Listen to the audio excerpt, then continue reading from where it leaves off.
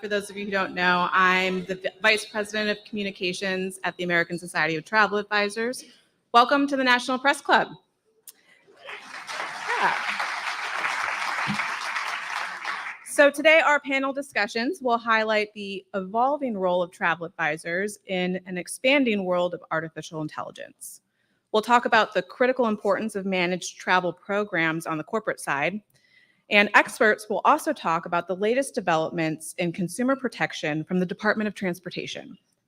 And we'll examine travel distribution challenges by reflecting on the progress we've made with American Airlines and how our industry united to drive positive change.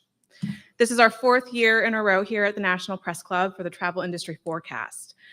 We have more content than we've ever had before, so I'm going to dive into some quick housekeeping items so we can get right into it.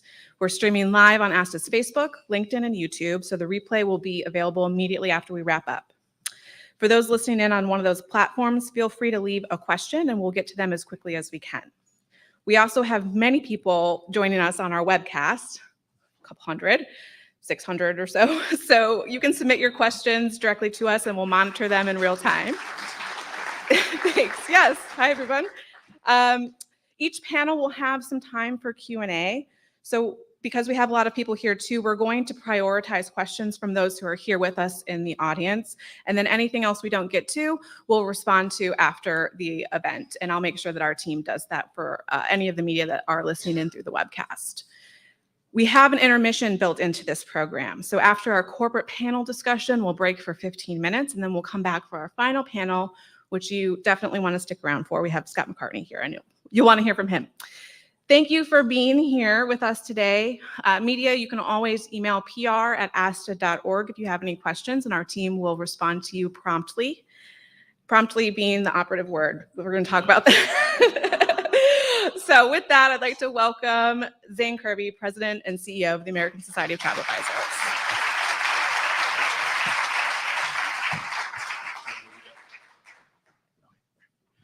Well, good afternoon, everybody. And thank you again for joining us at the National Press Club and for the Travel Industry Forecast. Those of you who know me well know that I truly geek out for a chance to learn anything from people who are a lot smarter than I am. So I'm really glad that we have great speakers here for you today. And no, I'm not just saying that because my boss is moderating the first panel. Hi, Jackie. Our members are in the business of selling travel, but for almost a century, since we were the American Steamship and Tourist Agent Association, they've had this distinct joy of providing once-in-a-lifetime experiences for their clients, as well as best-in-class customer service. Now, our organization is in the business of telling their stories and promoting their worth, not only to leaders here in Washington, D.C., but to the traveling public at large. Now, this program sits at the front of our annual ASTA Legislative Day. We'll leave here, grab 250 of our best friends, and head to Capitol Hill to tell Congress that we are travel demand creators and a driving force of the American economy. The world needs what our members do. A recent study by the WTTC, the World Travel and Tourism Council, showed that the travel industry contributed a record $11 trillion to global GDP so far this year. 1 out of every $10 spent globally is on travel. Now, travel advisors here in the United States were responsible for over $150 billion last year in leisure sales alone. By 2026, travel in the U.S. through the agency channel are projected to reach $141 billion. Take that, ChatGPT. Despite all the noise about inflation, shrinkflation, stagflation, slumpflation, and now greedflation, consumers see travel not as a right and not a privilege, a right that they are exercising more than any other kind of discretionary spend. And to me, that's inspiration.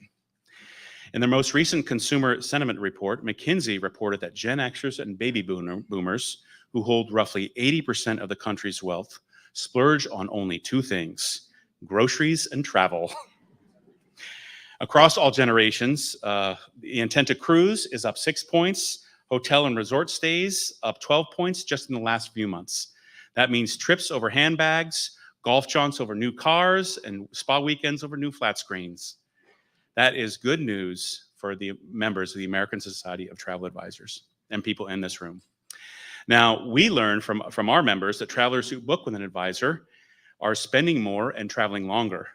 The majority of their clients are planning trips 6 to 12 months in advance and are investing on average $14,000 for a family of 4 on a 7-day trip. It's really good news. 60, and what's more, where are people going? What are the trends? 60% of advisors are selling more all-inclusive resorts, 70% are selling more ocean cruises, and nearly 80% are seeing a rise in river cruise bookings. To put it another way, travel advisors' business is brisk and going very, very well. But dynamic pricing, changing regulations, complex itineraries, and travel envy fueled by social media have caused more Americans to trust a travel advisor to manage their most precious asset, their hard-earned and too often overlooked leisure time. Consequently, the advisor profession is growing as well. Despite Silicon Valley's best efforts, no AI can replace the talent, empathy, and discernment in this room. Consumers understand that real expertise is born of an experience. Not only do advisors know the products of travel better than AI can, advisors know their clients better. That's what will set our members apart from the online vending machines that dispense travel. Now, business travel is the inevitable investment that companies make to grow, learn, and earn. By itself, business travel accounts for 2% of our nation's GDP. Now, our second panel this afternoon is going to feature the relationship between corporate travel managers and their agency partners, who will discuss how managed travel adds to the company's bottom line. Travel is one of the largest and most easily sprawling expenses any company needs to track. Managing it is no easy task, especially when dynamic pricing and other perplexing practices mask the true costs of the trip. Now, the travel industry also has a host of regulators here in Washington, D.C. The Transportation Department, Commerce, Labor, Homeland Security, even the CDC. And unfortunately, regulators sometimes hand down well-meaning but myopic rulings that don't address or account for the big picture.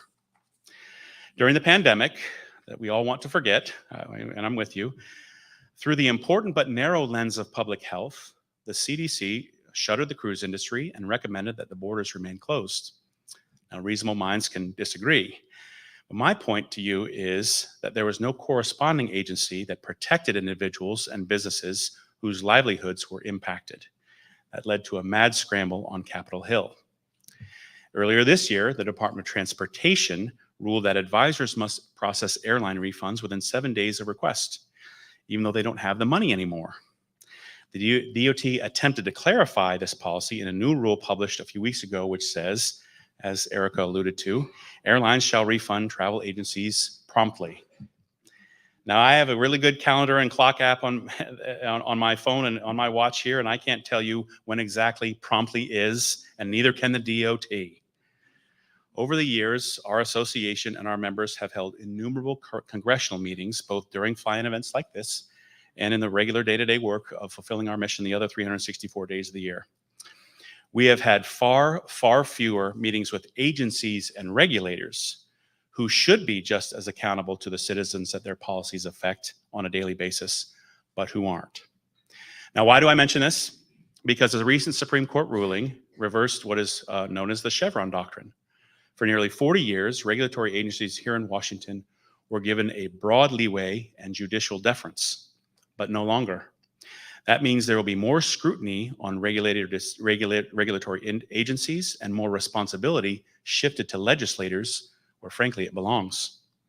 To discuss this, among other important topics, our last panel features 2 industry stalwarts. As mentioned, Scott McCartney, formerly of the Wall Street Journal and current co-host of Airline Confidential, along with John Breo from the National Consumer League.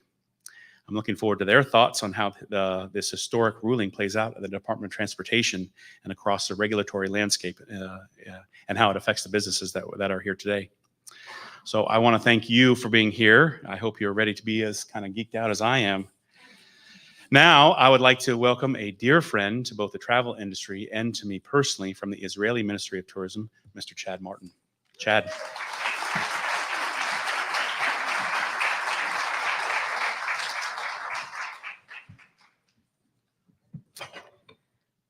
Shalom, my friends. You know, for the longest time, I had this date circled on my calendar as the potential relaunch of the Israel travel market from North America, the mainstream Israel travel market from North America. What better time than addressing so many leaders from our national travel industry in such an important and iconic location. But we're not there yet. You know, we had hoped for a peace agreement, and yet we're not there yet. We do know, though, in the travel industry, how to hold on to hope. And Zane kind of alluded to that through the hardship of COVID and so many other disasters that seem to touch our industry more than others. And we're going to do that today. We're going to hope for a safe return of the hostages to Israel. We're going to hope for peace in our time and that no one endures any more suffering and that moment is near. Now, I can't help but note that for me, it's been a very difficult week. We're now 1 week after the anniversary of 9/11 and just a few weeks before the anniversary of October the 7th. 2 harrowing days that have indelible marks on my soul as an American, as a New Yorker of 19 years now, and as a Jew. And I know that so many of you feel the same way on that day. I remember when someone came to my dorm room, I was a freshman in college, my 3rd week, and said a plane had hit one of the towers. I remember turning on my TV and then witnessing live the 2nd tower. And then 9 months later, I was hosted by the very Israeli consulate in New York where I now work. The Israeli consulate hosted me in New York to show up and show that I cared, to show up and bear witness. And that's a lot of the ways that we've seen people show up and be witnesses to what happened in Israel. Now, many of you may look at this chart and say, wow, that looks a lot like a COVID chart, 2020. But there's one really important difference on this chart. It never hits 0. On October the 6th, Israel had a record number, thousands of tourists from North America. Many months in 2023, we went over 100,000 tourists per month to Israel, shattering previous records. On October the 8th, we had 26 tourists in Israel. I have to say, as an aside, that about half of them came from an ASTA travel agent, Joanna Green, from outside of Philadelphia.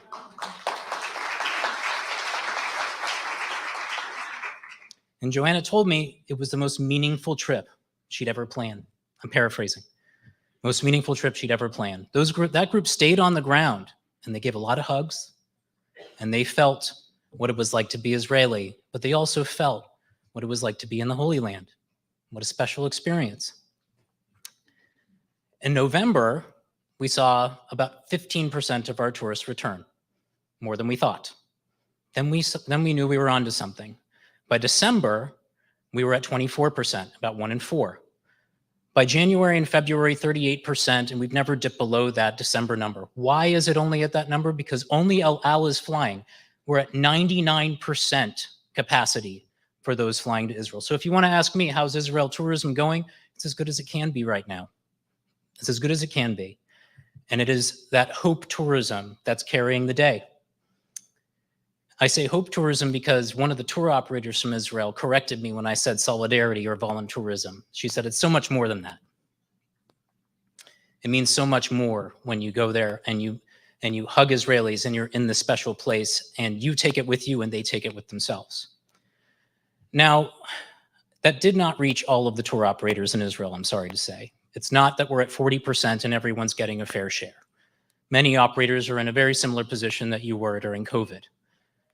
We have just released our support for that industry, sort of emulating the CARES Act and how Zane worked so quickly to secure our industry here. In Israel, if you've lost 80% of your business, the government will pay about 94% of the salaries that you have. If you've lost 70% of your business, they will also do that in the next level. Almost no one has lost less than 70%. So it is a very dire time for our travel industry. A lot of you may want to know how you can help. And I was asked that question by Alex Sharp on his trip. I was actually on that trip. Most people don't know that because it got so much attention when Alex did it. But he planned it himself. I just met him in Israel. And he asked me at a vineyard in the Golan, how can I help right now? And there, it was really simple to answer because I just had to say, you're doing it right now, Alex. People need to see that tourism to Israel is possible. Are we undergoing hardship? Yes. Are times difficult? Yes, they are. But sites are open. People are waiting for you. And if you're willing to go, they're willing to have you. And the industry needs to see you leading. And he did just that already since his trip. A couple of you have come forward and asked for me, how can I get to Israel? The industry needs to see their leaders coming if we hope to recover from this. Now, I know that it's not the time for everyone to come to Israel. Different people have different comfort zones. I would hop on a plane tomorrow. I know Alex would too. But I want you all to think about when that might be that you go. And to drive that home, I want to go back to my early years in New York that I talked about. A friend of mine was a comedian, go figure, such a cliche, was a comedian, and he took a broadcasting class. And he said, did you know that over the airwaves, they can hear your smile? They can hear when you're smiling over the airwaves or over the phone. Our smile in the travel industry is firsthand experiences. That's the smile that people hear, is that you've been there. And it starts with leaders like yours, advisors seeing that it's possible, advisors knowing that this very transformative experience is even more transformative.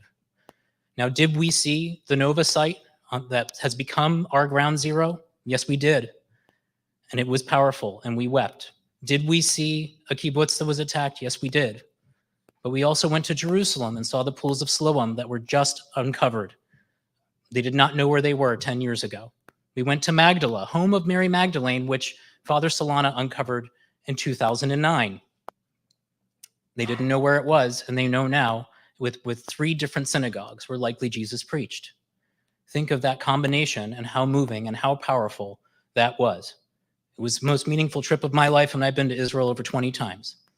So if there's a will, this is my promise to you, if there's a will, we, Dina Orenbach is here from the ministry, we'll find a way.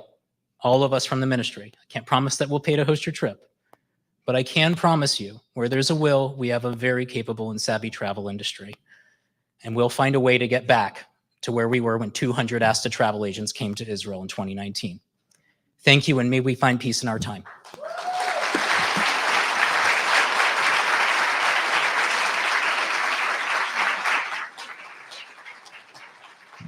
All right, it's time for our first panel. So I am going to welcome to the stage Jackie Friedman, the chair of ASTA's board, president of NextGen, and she will bring up the rest of the panel. Thank you.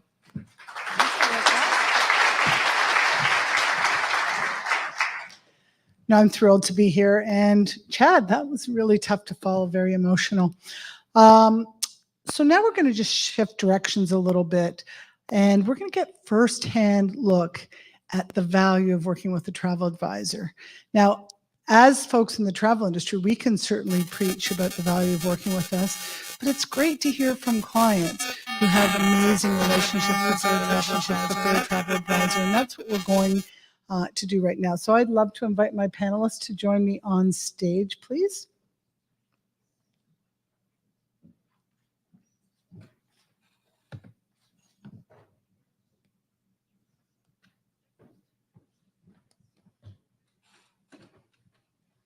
Okay, and I will come and join you.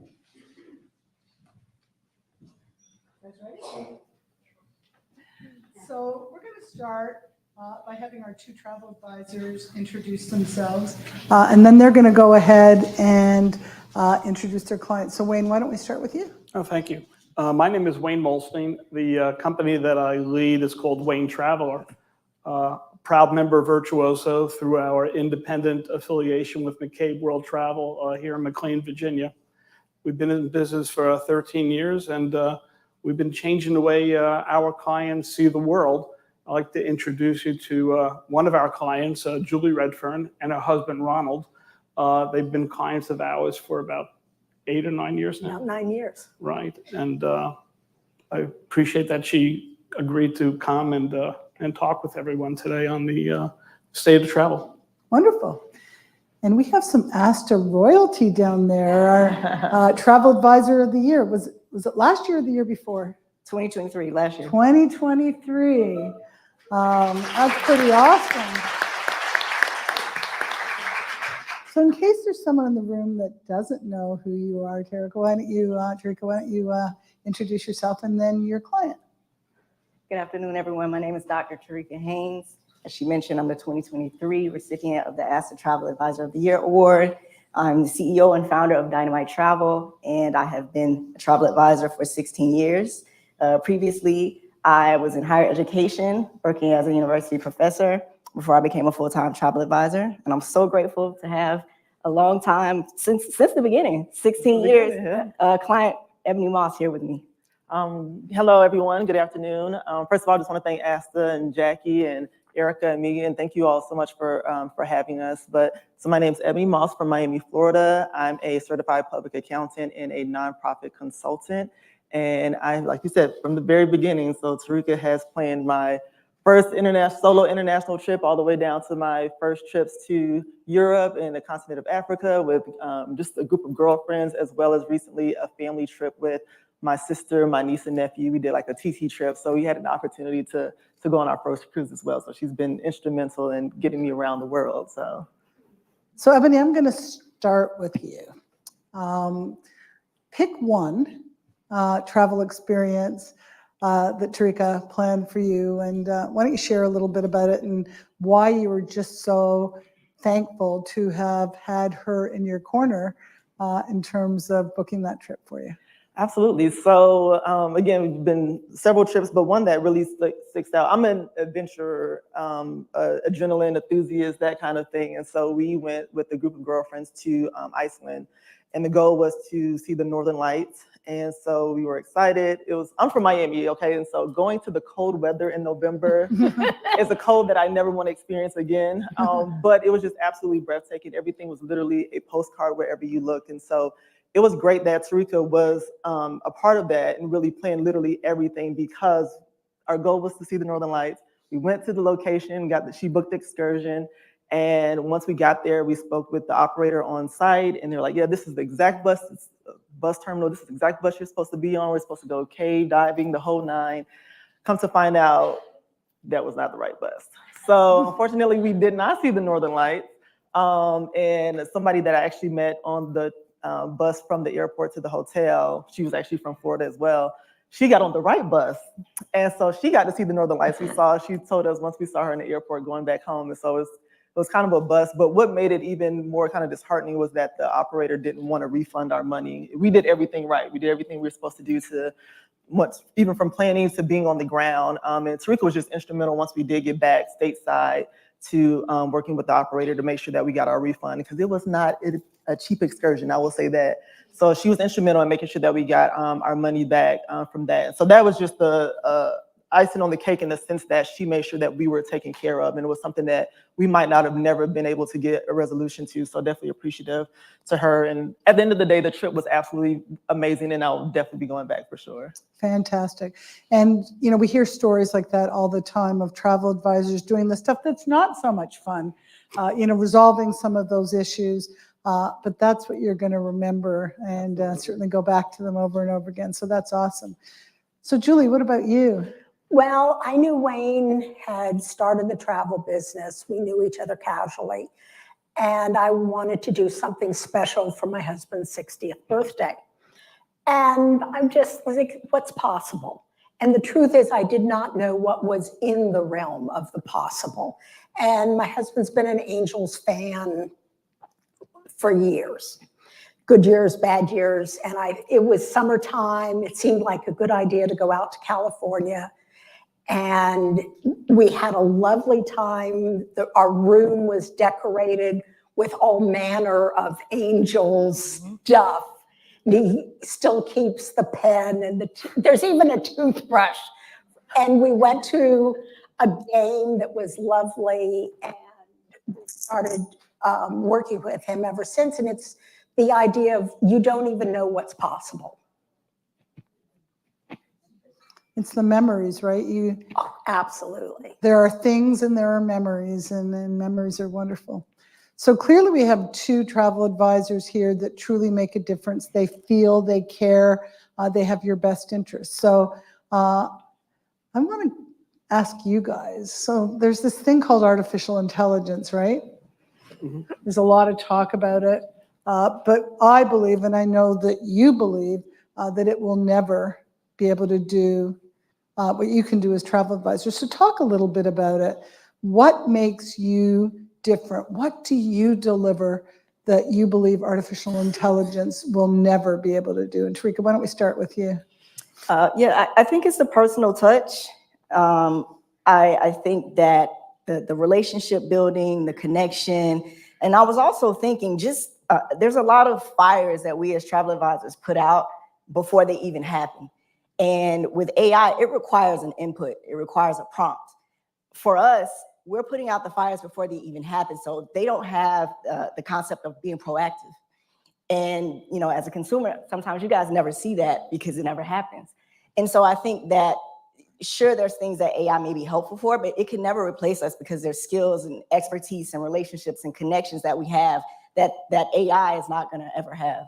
Yeah, I mean, it can certainly be used to handle some of those tasks that are not, you know, critical. And so I'm a big fan in terms of getting to know it and using it in the right ways, but it will never replace that empathy and that caring. So I totally agree. Wayne, what are your thoughts? It's interesting. I embraced the technology when it first came out and using ChatGPT pretty regularly, actually daily, if not 3 times a day.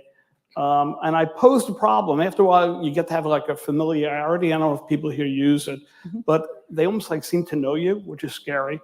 And I posed a question. I said, you know, given that, you know, I can go online with, you know, ChatGPT and ask a question about a travel itinerary.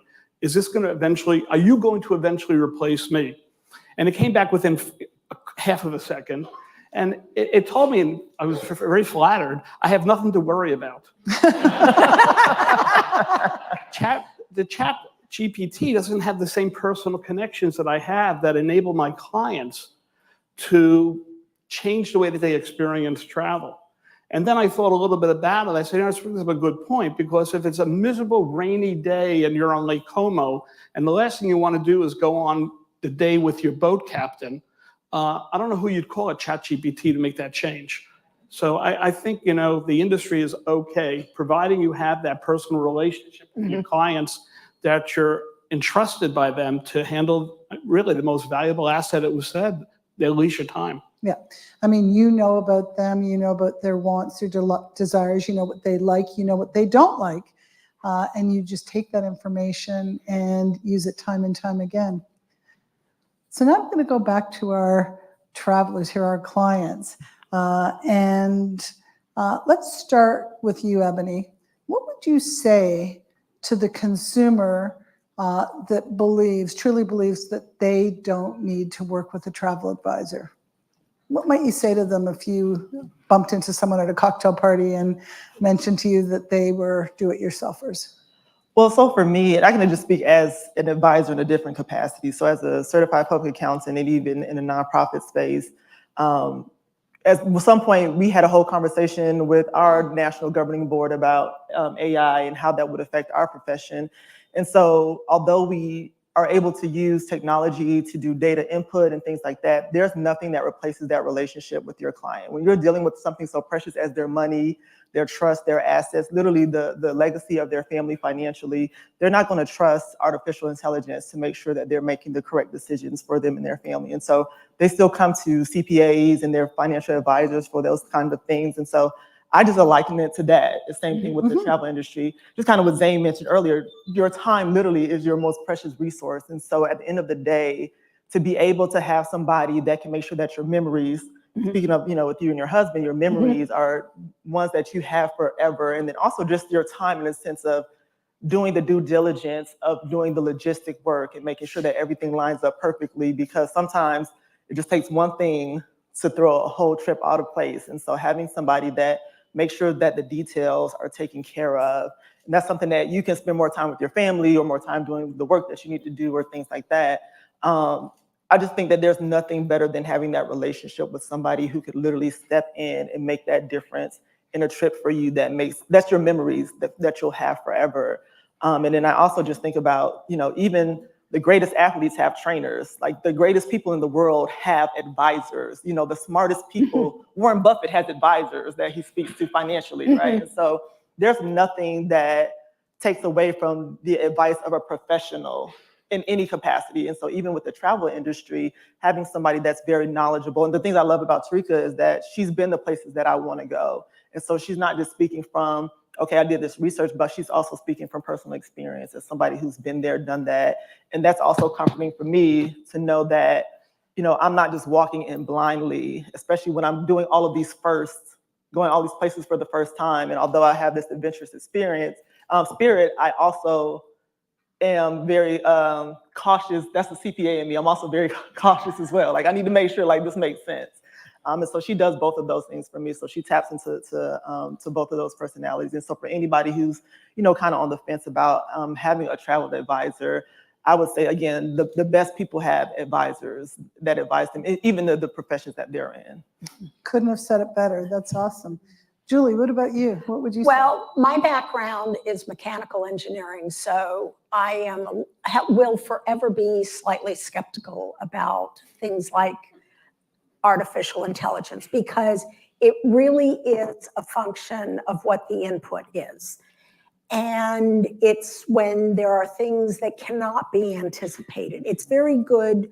AI is good with a given set of facts, but when something happens, and let's face it, in travel, the best plans, you know, airplanes get delayed because of maintenance. And that happened to me and my husband. And because of having a travel advisor and his network behind him, we missed one day, we didn't miss 3 days of our trip. And there were things happening in the background. I don't know. I don't need to know. All I know is everything worked out. And it was an amazing trip.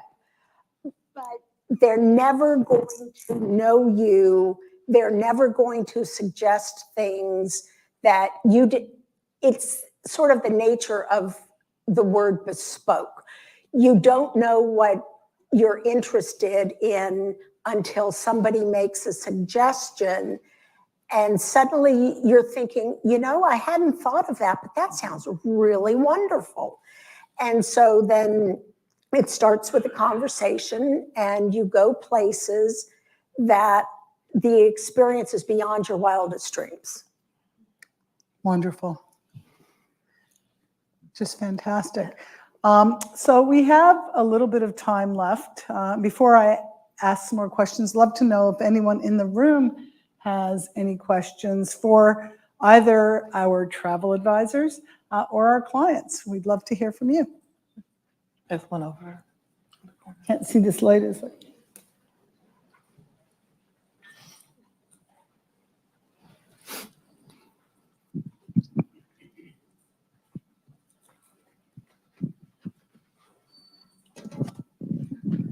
Hi, my name is Meg Tenike. I am the Vice Chairman of IGLTA, the International LGBT Travel Association. And I would love to have your guys' input on the impacts of AI in our industry when we're representing marginalized communities and particularly multiple marginalized communities. What would you say to the folks in the audience who are looking to represent somebody from one of these communities and how AI could impact the experience for those who you're planning trips and vacations for? Do you want to take that, Ebony? So it's kind of twofold. So first of all, if you don't know, there is bias that's built into AI. That's first and foremost. And I think everybody should be very cognizant of that. And when I talk about bias, there's racial bias, there's orientation bias, like all of those things that are built in, because at the end of the day, you're talking about, again, it's inputs, right? So where are the inputs coming from? So I think being cognizant of that. And then again, just using it as more of a resource and a tool. And when you are dealing with marginalized communities, being thoughtful about, you know, the experiences that they have. So we were having a conversation before. And so whenever I travel, and again, I think that goes back to having a great travel agent that knows you. And part of that is your fears. And I'll just be very candid, being a Black person traveling this world can be a scary thing. I actually had an instance in Spain where we almost literally were accosted, and it was a racial situation. And so I think at the end of the day, you have to be very knowledgeable and cognizant of who your client is. and where they're going, where you're sending them. And I think using AI as a tool to maybe get maybe a lay of the land. But again, I think that goes back to having a travel advisor and not only focusing on what AI tells you, because there is further research that has to be done to ensure that your clients are safe when they go out into the world. We want to make sure that people get back stateside and we don't have situations where then we're in DC trying to lobby to get them back home. And so AI is a great tool, but again, there's bias that is built into that functioning. And so I think that's another reason why travel advisors are so literally just invaluable when you're talking about sending people, out into the world, especially when we talk about marginalized communities. And I would add that one of the huge values, huge asset of travel advisor is they're going to have contacts around the world to help steer people to where and how they're going to have a good experience. And not every trip is intended for everybody. It is the matching of a person and their interests to what is in the world of possible. And when talking about marginalized communities, we think of intelligence relative to the military and to national defense, but there is a level of intelligence gathering that needs to be sensitive to the traveler. So, if they really want to go someplace, you can advise them on what they're going to experience. No, I think that makes a ton of sense. Technology is going to keep emerging. We don't even know what's going to come tomorrow. I recall back when online OTAs started off, and they said it would be the demise of the travel advisor, the travel agent in those days. And it didn't. In fact, if anything, all of these technologies, including when the internet first came out, was that the fact that information is not only empowering, it's powerful. And it brings to the table the conversation of what did my client find that intrigues them when they did their research, or they had ChatGPT come back with results. And that actually starts the conversation going. And it really, if anything, I encourage my colleagues who are travel advisors to keep in mind that the greatest travelers, in my opinion, of all time were Lewis and Clark. However, they had Sacagawea. And if it wasn't for Sacagawea, I don't think they would have made it beyond the Ohio River. So in terms of, the technology, I encourage people to embrace it. Know that your clients are going to be doing research, just like when I recommend, let's say, a hotel stay for them. I know they're going on TripAdvisor. And I know I'm going to get a phone call the next day saying, I read, to which means, well, let's discuss your concerns. Let's go ahead and address it. And what I bring into the conversation are my fabulous partners that are in this room right now, that your people at the hotel that have a relationship with, that enable to get on the phone with my client to assure them that there are no roaches in the bathroom. So, and if there are roaches in the bathroom, we can deal with it. How's that, right? Yeah. So that's the wonder of having a travel advisor at your side, or your Sacagawea. Yeah, exactly.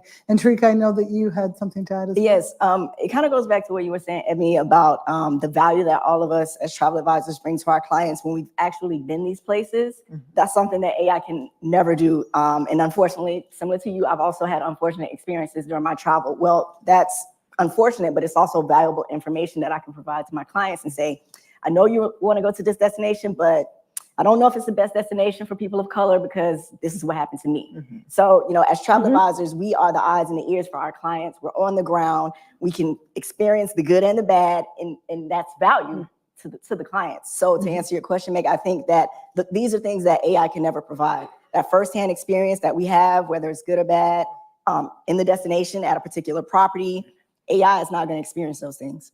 Yep, couldn't have said it better. Jackie, I have a quick question. Jen Lee, they gave me the microphone. Jackie, I'm in front of you, right here, Jackie. Jen, there's like this light. Jen, I'm right here, babe. I'm right here. First off, this is one of the most impressive panels I have ever experienced. Not just the advisors, but also their clients. So thank you so very much for being here. Jen Lee, president of Vacation Planners, and my question are to the clients. Our advisors so often struggle verbalizing their value. And I not a big fan of the word value. I add value. It doesn't mean anything because it means everything, right? If you had a friend asking you, tell me, why do you work or why do you hire a travel advisor? Can you give us one sentence, 2-sentence answer that maybe our other advisors can utilize? Because you know more the value that they bring to your lives than they actually do. Go ahead.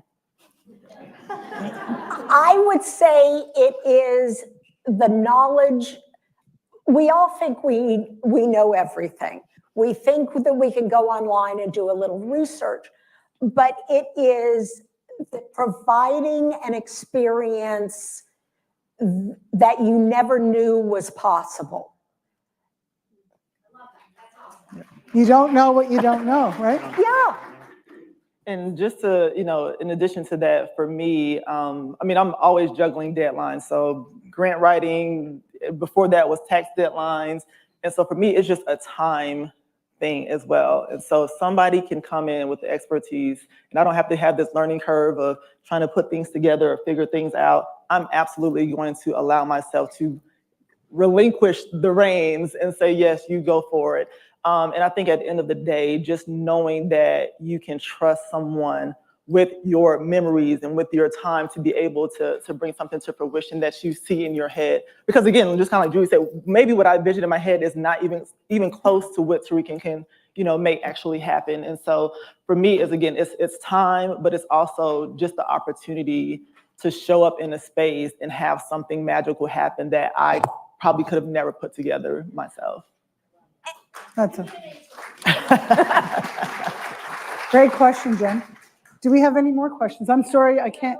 One more back here. Okay. Jen Wilson-Peter.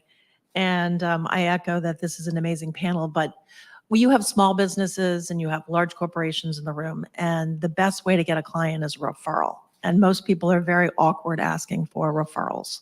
So I'd love to open it up to both the advisor and, more importantly, to the traveler to say, hey, what could you suggest to this group about asking for referrals if someone was so thrilled with your services and the trips provided that, do you have any recommendations for us as an industry? Thank you. If I could jump in, I would just say one thing that has worked for me, and it's something that I've just done, and it's, I think, been fruitful, and not necessarily intentionally to get her more clients, but it's me posting about my experience. And so I literally post, and I'm not the best poster. I'm not gonna lie to you. I do what I can do, how I can do it. But when I post about my trips, I'm very intentional about tagging Tariqa or letting people know that this was not me. I did not plan this. And so making sure, I would say, just maybe ask your clients when you post, make sure that you tag us, let them know, who was it that was a part of the planning process. Because I have people reach out to me just literally within the past 2 weeks. I had 2 people reach out. One wants to go to Greece. Oh, can you send me your travel advisor's information? Somebody wants to take their kid. They're going to be graduating next year. I want to plan a cruise. Can you send me your travel? And the reason, and this was from them just seeing me travel and post stuff over time. And this was not me saying, hey, if you need a travel advisor, let me know. I have somebody for you. But they remembered that I explicitly said, this person, Tariqa, Dynamite Travel, was the one that made sure that this was a fruitful and a memorable experience. I would just say maybe ask your clients to make those posts and do those taggings and those kind of things, because it may not bear fruit right now. But again, these folks came back years later and were asking for her information. That's great. Absolutely. Julie, do you have anything to add? And I am the one who's kind of dropped out of social media, but I think that's very important. And it's a reason that I would, kind of go back out on social media, because it is that experience. And Wayne's going to know who I'm talking about. I have a friend who thinks she can do everything on her own, but you will never, ever have that. Last week, my husband and I went to 2 vintners, and we were meeting with the owner of the company and the passion that they have for their product. When you have a one-on-one, you are never going to get that from a tour you get from TripAdvisor. That's not their business model. What I've seen is travel advisors are now being part of the conversation, meaning that when people return from travel and they're talking to their friends about it, they're talking about what their travel advisor did for them.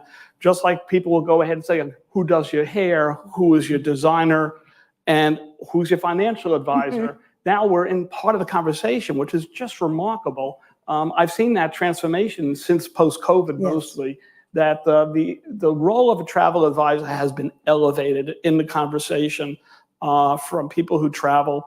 You see it on their social media. They see it, the fact that when they go ahead and they come back and we have what we call those welcome home conversations, they're immediately talking about their next vacation, or I'm sending you such and such referral. And they tell you everything about that person to begin with, so they did half the work for me, that they don't have to have a long discovery call. So no, it's a good time. It really is. Absolutely. And Tariq, I'll let you have the last word on this one. Just two things, I think, to answer her question. My first thoughts are, and maybe it's the educator in me, but I think what has worked for me, or what I've learned, is that education is really important. So when you're asking for the referral, don't just ask for the referral. Explain to them why it's important, what it does for your business, how it helps you. And I think once you give that extra explanation, they're more moved to keep you in mind when they're talking to people and when they're referring you. So that's one key, is to educate them and explain to them why it's important for you to have those referrals. And then the second thing that I just want to encourage all of my fellow travel advisors is to think outside of the box. So maybe you're a little nervous about asking for referrals. Okay, ask for a review, because a review is a form of a referral. And sometimes the reviews go much farther than, a one word of mouth referral. So if you're, nervous about asking for the referral, ask them for a review. And then, who knows who's going to see their review online. So don't close yourself in. Think outside of the box. Be creative in how you can get those referrals. Yeah. And I'm just going to add a few things, because this is a passion of mine in terms of talking to travel advisors. Referrals, in most cases, is the number one form of marketing and getting new clients. And it is just that. It is marketing. And clearly we've heard from our advisors up here, they are making themselves referable. And that is the most important thing. When you do the things that you guys do for your clients, you are referable and you're getting genuine referrals. But just a couple of tips that I've seen work very successfully is, if you're booking certain types of trips, why not suggest, is there anyone else that you think may want to go with you on this particular vacation? Some people feel that they have to wait until after the trip to ask for a referral, but that could be really effective. You could turn one couple trip into a 2, 3, or even 4 couple trip, and having a small group. So, as a salesperson, because travel advisors are consultative salespeople, referrals are really, really important. And so we thank you guys for thinking about that, and making sure that when you talk about how wonderful your vacation is, that you don't forget to mention the role that your travel advisor played in that experience. Those kinds of conversations are going to go a long way in continuing to do what Wayne's talking about, which is to increase the awareness and the value that consumers now have of working with travel advisors. So great job to all of you. And we have 2 seconds left.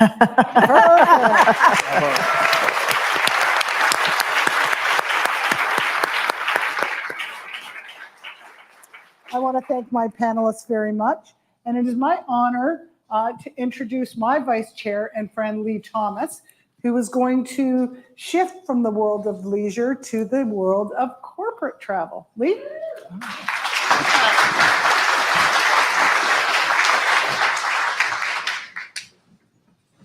So thank you very much. So I'm Lee Thomas, as Jackie said. I'm vice chair of ASTA. This is my second term as part of the board. And I was actually watching a documentary flying out here on Arnold Schwarzenegger, and he talked about when he got reelected as governor of California, he referred to it as a sequel. So I've been on the board once before, so I'm thinking about this as my sequel as well. I was here from 2008 to 2012, and looked at that time as being very transformational, but we think about change in our business since 2008 to 2024. there's been a lot of change, and because of my experience in corporate travel, I thought it might be good to moderate a conversation around changes in distribution technology, DOT regulation, and what really is managed travel. So I'd like to welcome two clients as well to the table. We have Rita Visser and Stephen Mittelbaum.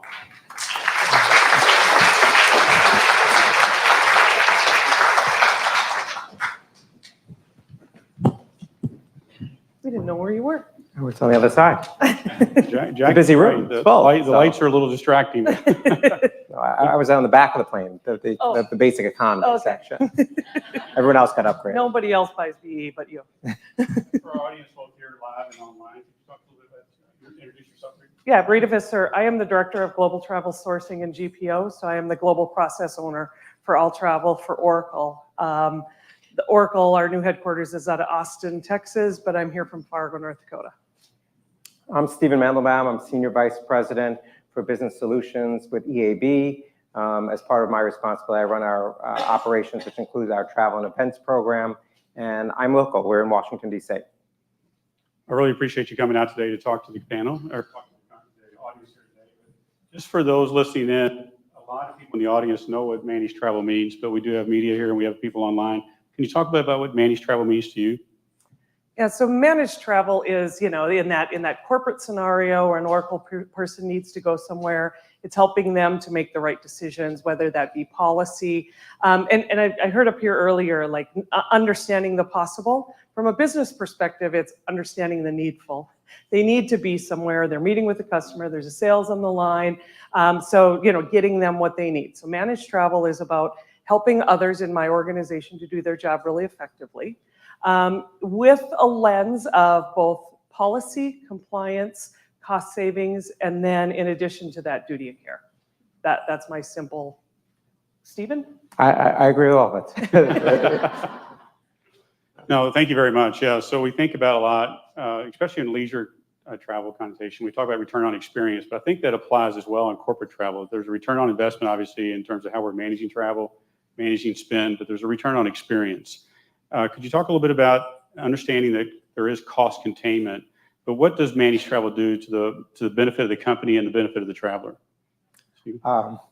I think two things. One, managed travel, obviously cost containment is a big piece of it. Right. For a lot of professional organizations, travel can represent a significant portion of the budget. Often it's the second largest expense after payroll. And so understanding to make sure we're getting the best value. That doesn't mean necessarily buying the cheapest product, but the best value for our organization is really important.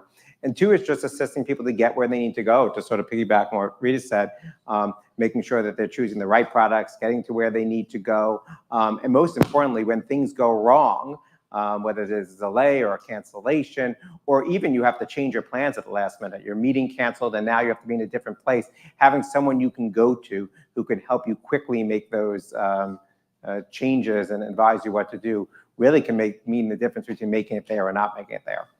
And I would just add that, you can look at it and say, from a corporate perspective, as long as they get their job done, do I really care? Actually, we do. We're leaning into experience because we know that as a traveler becomes loyal to, maybe it's a hotel company or an airline company, we know that as they, as their status moves up, as they use the app, all of those things, we know that that's helping their experience.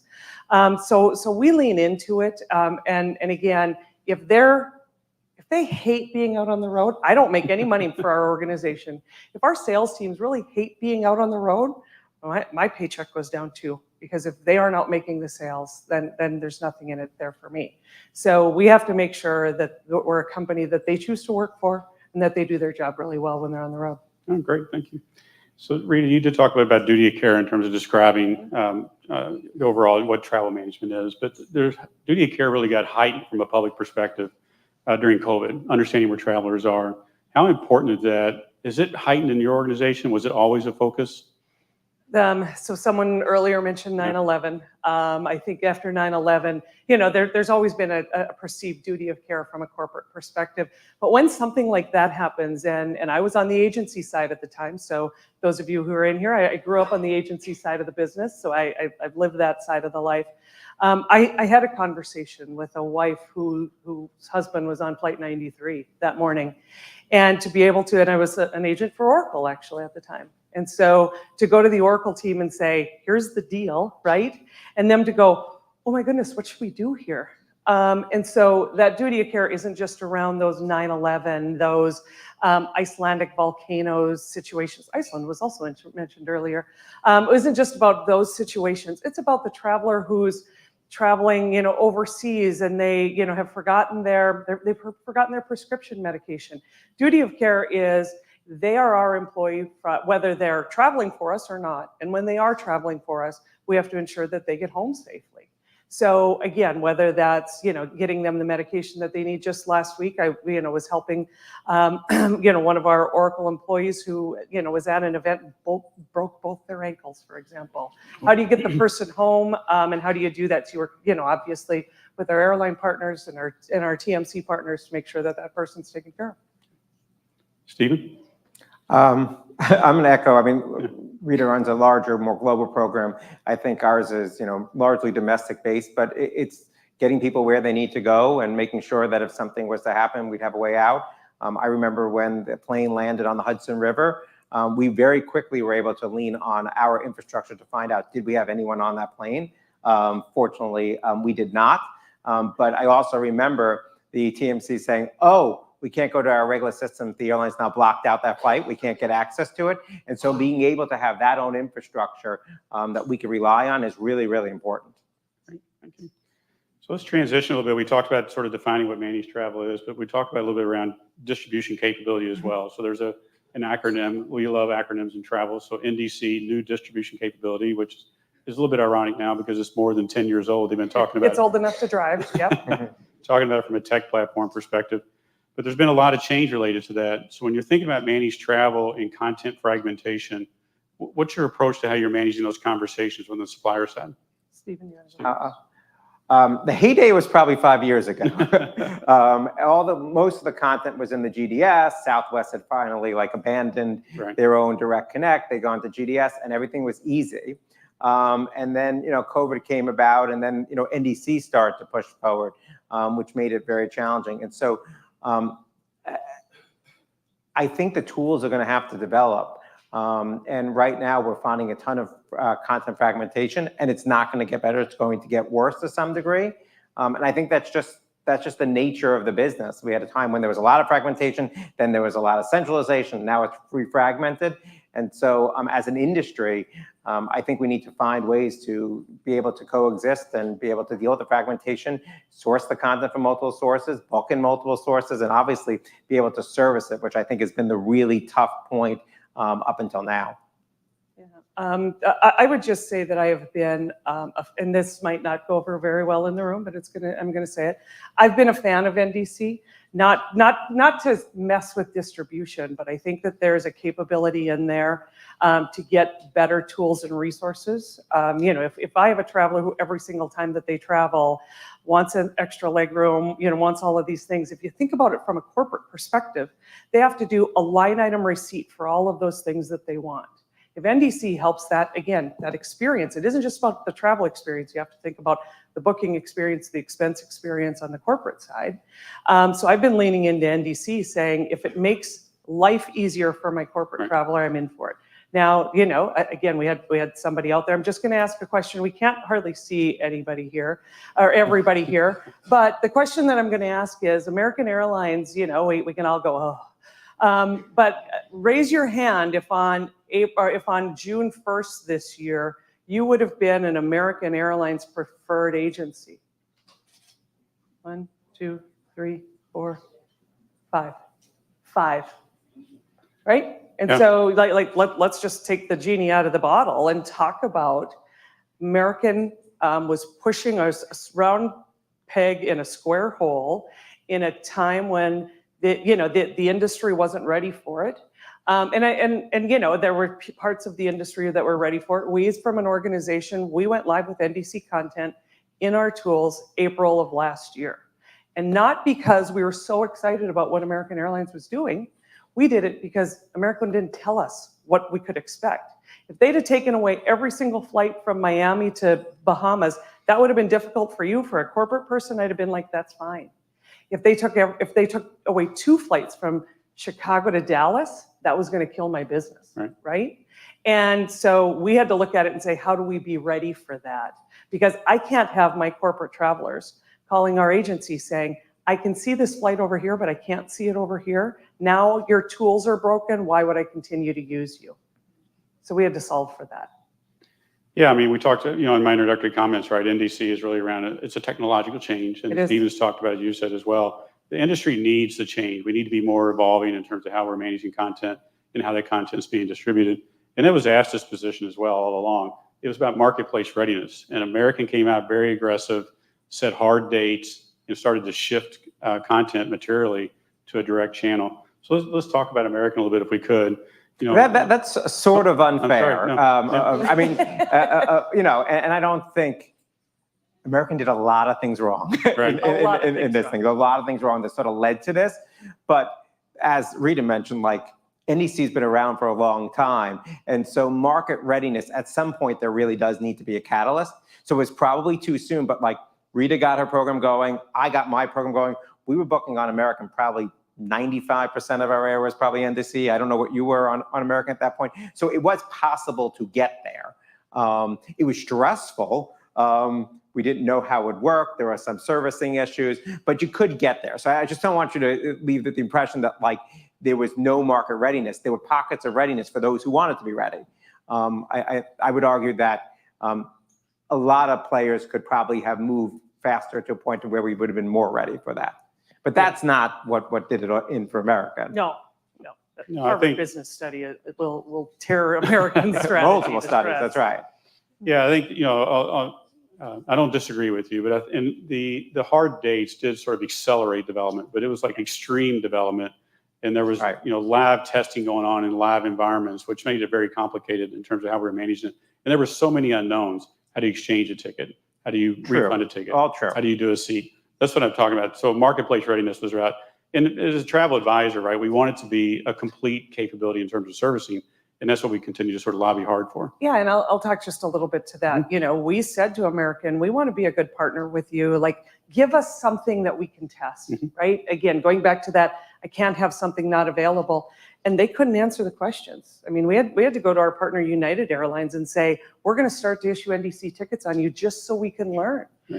Because American, and then when American did it, they did it wrong, right? Their fare loading was incorrect. So there were things that they weren't ready for. So lots of things that didn't go right there. And I think, which is why they rolled back that strategy. Right. So let's talk about that a little bit. So with the, why did it fail? With their marketplace power, why did it fail, in your opinion? I don't think the distribution side of things failed.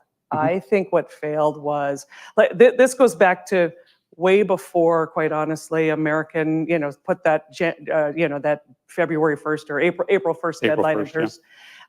They went out and changed their corporate structure. They changed their corporate sales teams. Some people, they went to those small and medium organizations across the country who were, maybe like Stephen size or smaller, and saying, yep, we aren't going to have a deal with you anymore. You aren't big enough for us. So that was error 1. Error 2 was then they went down this distribution path, and we're pretty staunch about it. And then 3 was they really started to say, we're going to hold our loyal travelers hostage. And if you're not working with a preferred agency or you don't have a contract, that by the way, we took away 6 months ago. If you don't have those 2 things, now you aren't going to get your points. So we're going to make them come to us directly. And the work in the room, the work on the corporate side, the work from a TMC side, we shifted, you guys shifted business away, we shifted business away, corporate shifted business away from American because, we weren't going to have that happen to our travelers. It wasn't the right move for them. So in my mind, those are the 3 things that American did wrong. I think it was execution. Not all elements of the strategy were bad, but they certainly didn't execute, I I think any one of them well. And so, maybe with a better execution, they would have a better result. Maybe we would all have been worse off for it because they would have executed well and they would have sort of pushed it down. But I think between the, questionable strategy combined with the execution, it really didn't get them where they need to be. And I think, as an industry, we sort of mobilized and got them there. And the other thing that I would say is I think what American, in their complete reversal now, I think there's probably many people in the room and many people who sit on our side of the fence from a corporate managed perspective who go, oh, okay, now that's done. I do worry slightly that that has given people the cause or the ability to say, now I don't have to worry about that. Know that that's not the case. It's still going to happen. So you have to continue to have the conversations. And, we say to our peers in the corporate, managed side of things, just because the rollback doesn't mean you have to stop having those conversations. You need to continue to work with your TMCs, work with your GDSs, work with your online booking tools to ensure that they are still going down the path of technology and innovation. And there's functionality we want that we can't do with legacy technology. It's been 50 years. I mean, it's amazing how far the industry has stretched the technology that literally bought a ticket in the early 80s. Like, it's really fascinating. And kudos to all the airlines and TMCs that have made that work. But I think we're now at the end. We've stretched as far as we can. And so, we want to take advantage of some of the services. We want some of those bundles for sure. Now that the travel has become unbundled to some extent, we'd like to get some of those bundles. And I think we're only going to get that through NDC. We just heard a panel of two amazing consultants who are helping their customers every day. My guess is that information wasn't all coming from a GDS, right? It's about how they learned, where they're getting the information, where they're getting the learning. If you think about the technology and infrastructure that backs them, that's simply a conduit to getting their job done. There's so many things on the periphery that they need to do their job better. That's similar for corporate travel. Corporate travel needs to have a periphery of information in order to make really good decisions. And the existing solutions are making their way there. Some of them are making inroads to that. But again, innovation needs to continue in that space. Yeah, I think everybody agrees 100%. And I talked about this a while back in another panel I sat on, but the decision tree is getting more and more complicated, right? Because it leads to other options, other opportunities, but also how we're going to manage that, control it, keep the cost containment still, but still deliver on customer satisfaction, right? Traveler experience overall. So somebody, AI has been mentioned a couple of times, and I'll give you a really quick AI story.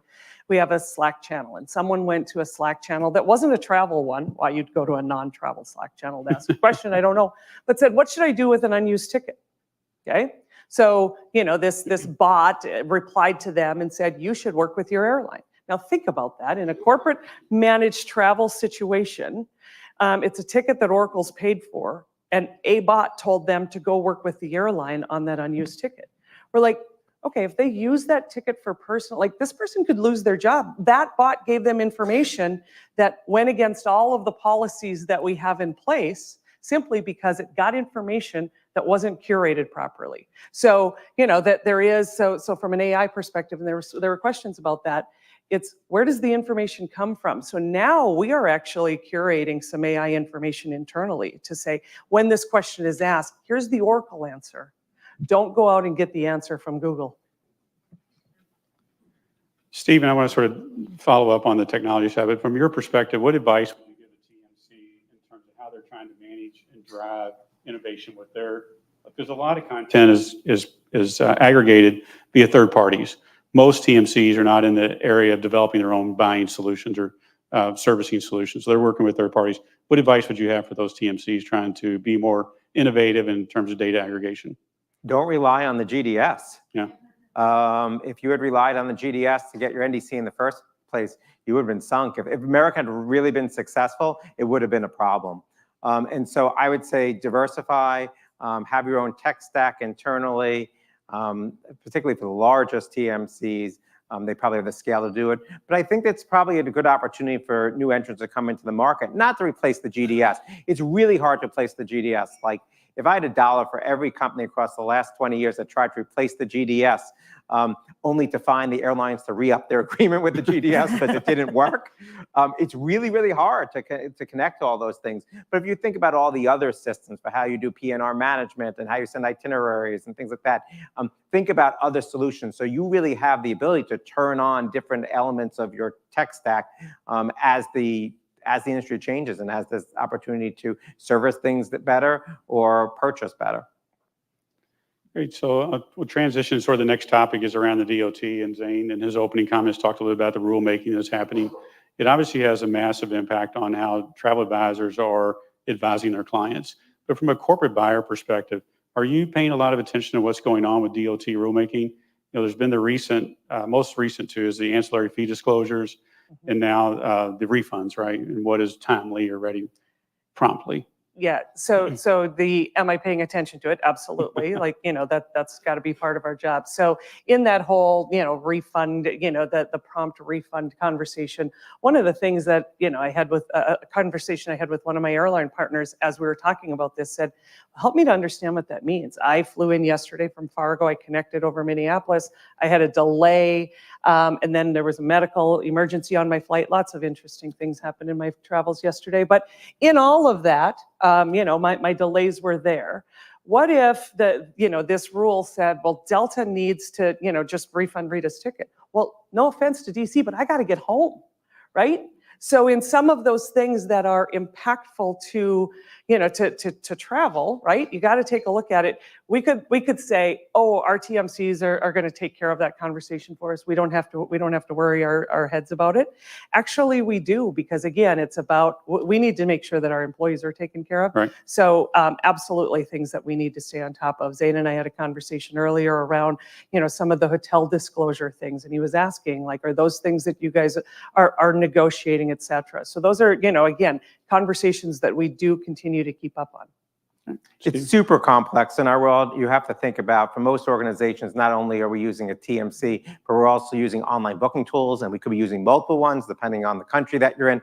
And so if you think about the points of service, the actual places you need to do the disclosures and make sure it's correct, it's enormous. So some of these rules really would have a tremendous amount of work down the ecosystem. And I don't know if we'd ever be able to get to a point where we'd be able to check every box on every rule as an industry. Yeah, it's a lot like terms and conditions, right? We just end up scrolling to the bottom and you hit accept, and then maybe know what we're doing. Other fees may apply, could be our go-to. And then lastly, sort of think about this, and again, advice for the TMCs in place, and people are interested. But what is missing from travel management solutions today, from your perspective? What's missing today? In our world, I mean, we talk about the consumer world where people go online and book flights. Those tools are light years ahead of where we are in the corporate space. There's lots of good reasons for why we're not there in the corporate space. So for us, I think booking is still really, really hard. Figuring out how to get from A to B on a corporate booking tool and making sure you're in policy, that's really tough still. It's better, but nothing beats being able to book and get where you need to be. So I would say that one. And then number two, probably in the disruption space, lots of things happen to flights along the way. And so a way to handle that, you on the leisure side, you want to get to a family event, or you want to get to your vacation, or you got to make your cruise. On the business side, you've got to make that meeting. And if you don't make that meeting, you may not get it back. Or you've got a trade show to go to where you have important clients that you're going to meet. So I think those are probably the two areas where technology really can help. I disagree with Stephen on the booking is hard, because, I look at it and think, actually, the booking tools should make it relatively easy for our travelers. They aren't doing complex things like you guys are helping your travelers solve for, right? They're going from Austin to DC. They've got a meeting. They need to be in a hotel. Like those things are relatively easy. And the booking tools that are out there today make that relatively functional, right? Might not be a great experience, but they can do their job. So, but I would agree with him on the disruption space. I think, our airline partners and our hotel partners, actually, everybody thinks about disruption and they're always worried about our airline partners.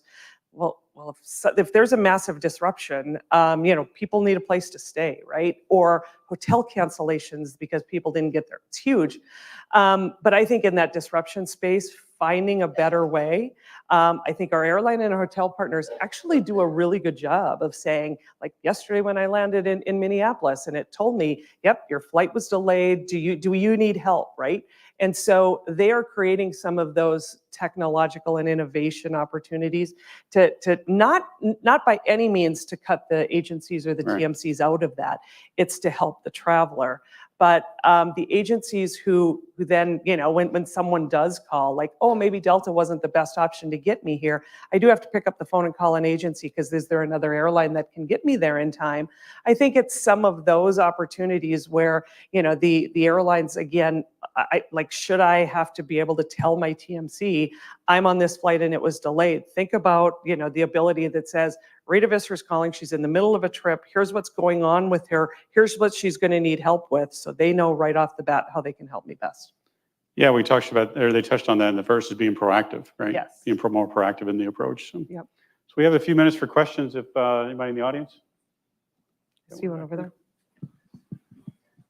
Oh, and I see one over there. Who gets the mic? Hi, over here. Mark Casto, Mark Casto. longtime listener, big fan, first time caller. I have a two-parter question for y'all. So let's say, for example, you're sitting inside at TMC's corporate conversations internally. They're laying out their budgets for 2025. All budgets are restrictive by definition. Where should they be investing in to make a marketed improvement upon their competitive landscape? Second part to that question is, we are in a political year. There's a decision that's kind of gripping the country. Can you kind of weigh on the key debate of whether or not it's susceptible to recline or not recline in your seat? I'll take the budget question. Okay. I was going to take the budget and Rita's question. going to take the reclining question she offered. I would say technology. I put all my money into technology and making sure that I have good CRM systems and a good tech stack because the industry is evolving. And if you don't have the technology to plug into those things, it's going to be really difficult moving on. I would agree with that. And then as far as the recline and not recline, I'm 6'2" and I never recline. And yes, I got your back, Casto. Isaac? Hi, Isaac Simrad. I'm VP Sales Operations for Travel Insured International. So if we go back to American Airlines for a second, it's really an example of change management. And we often hear when change management goes wrong. But a lot of us in this room are constantly making changes to our products, our process, which then affects the downstream. So Lee, I'm going to put you on the spot on this question as well. Do you have an example of change management gone right that we can also learn from? Because it's just as important to do the thing, to continue to do the things you do right, as well as learn from what's gone wrong.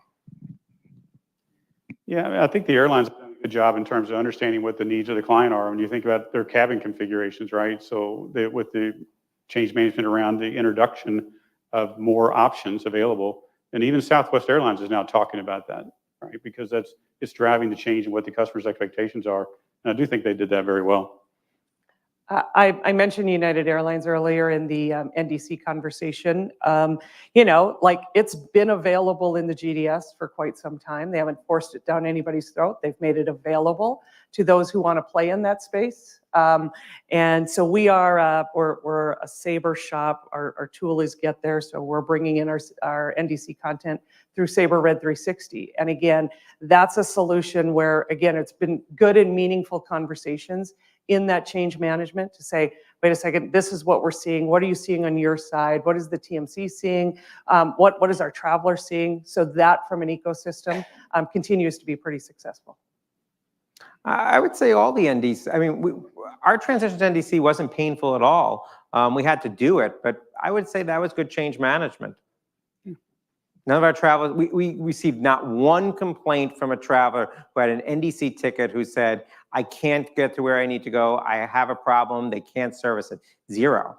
Yep. We heard nothing. We didn't tell our travelers about it. We just did it, and we didn't hear a thing. Agreed. That's good news. We probably got time for one more. Hello.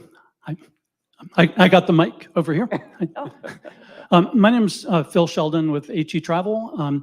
We're the oldest LGBTQ travel company in the country. But directly to NDC. So we're a very small agency, kind of the opposite of yours. IT is me. I was a systems engineer with IBM in the beginning, and day one of systems engineering class is pilots. And I think American deserves every bit of the acrimony that they've received, because all of us together were the pilot, and they did a really terrible job. And at the same time that they tried to roll out change, they also decimated their support team. And that's a really bad way to do it. And thank you, Air American, for figuring that out. And I was at a meeting last week at the Salt Lake City airport with mostly corporate people. And there were representatives from Lufthansa, Delta, and United. And they all mentioned NDC. And that's not an emotional thing to me, because they're trying to educate, they're trying to roll it out. And those of us who have to learn everything on our own are there. And I think they're much more of the feeling change is inevitable. I mean, I love my business class seat that's a window and an aisle that wasn't there 20 years ago. So change is there, but the airlines need to be our partner, whether we're small or big, and work together. So I think for many of the airlines, let's support them in going the right way. Yeah, and I think, and I don't disagree with you. I know that Delta has had a lot of conversations on here's our path forward, and they're thoughtful in their approach and how they're doing it. And so I don't disagree. You mentioned Lufthansa, right? Lufthansa a few years ago took light fares out, and we talk about distribution and fragments of what's in those GDSs and what's not. Lufthansa took light fares out a long time ago, and from a corporate perspective, we looked at it and said, well, that's okay, right? Those aren't probably fares we want to book anyway. And again, so there are people who have been dipping their toes in this water of content fragmentation for quite some time. It's about doing it thoughtfully. It's about doing it smart. And again, I love the fact that you looked at it and said, yeah, pilots need to happen. Because again, that's where the learning comes from. And that's where all of our learning came from in all the pilots that we were doing prior to our rollout. Well, thank you all very much. I appreciate the time today from the panelists and enjoyed the conversation. We are going to have an intermission now, 15 minutes. So if everybody could be back in the room at 4, it'd be great. Thank you.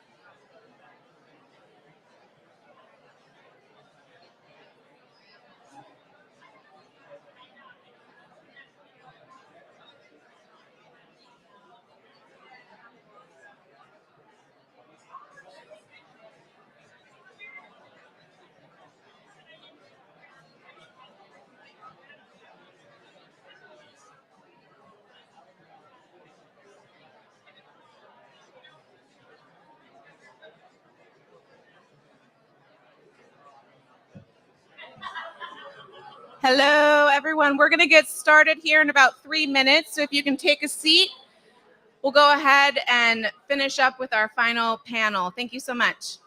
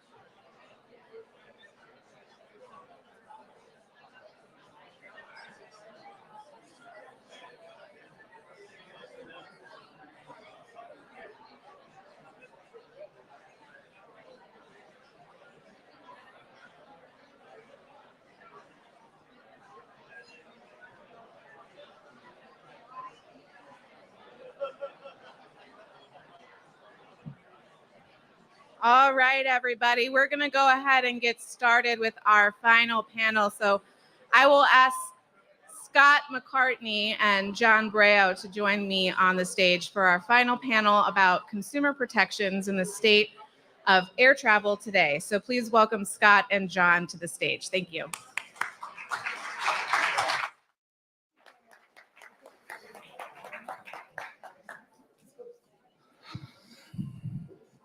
Thanks. Hello, everyone. That was pretty good. A little more? Yeah, there you go.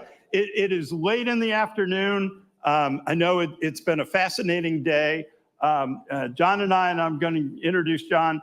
But first things first, we are here to definitively settle the recline, no recline question, which is no recline is allowed. Yeah. We are promulgating DOT regulation 3492-28, no recline. It is a crime against all that is good and holy. Yes, yes. John Breo is Vice President of Public Policy and Telecommunications and Fraud at the National Consumers League. So obviously airlines fits right into that portfolio. It's one of many hats I wear. Yes. He is the leading consumer voice on airline issues in Washington and has been with the National Consumers League for more than 16 years.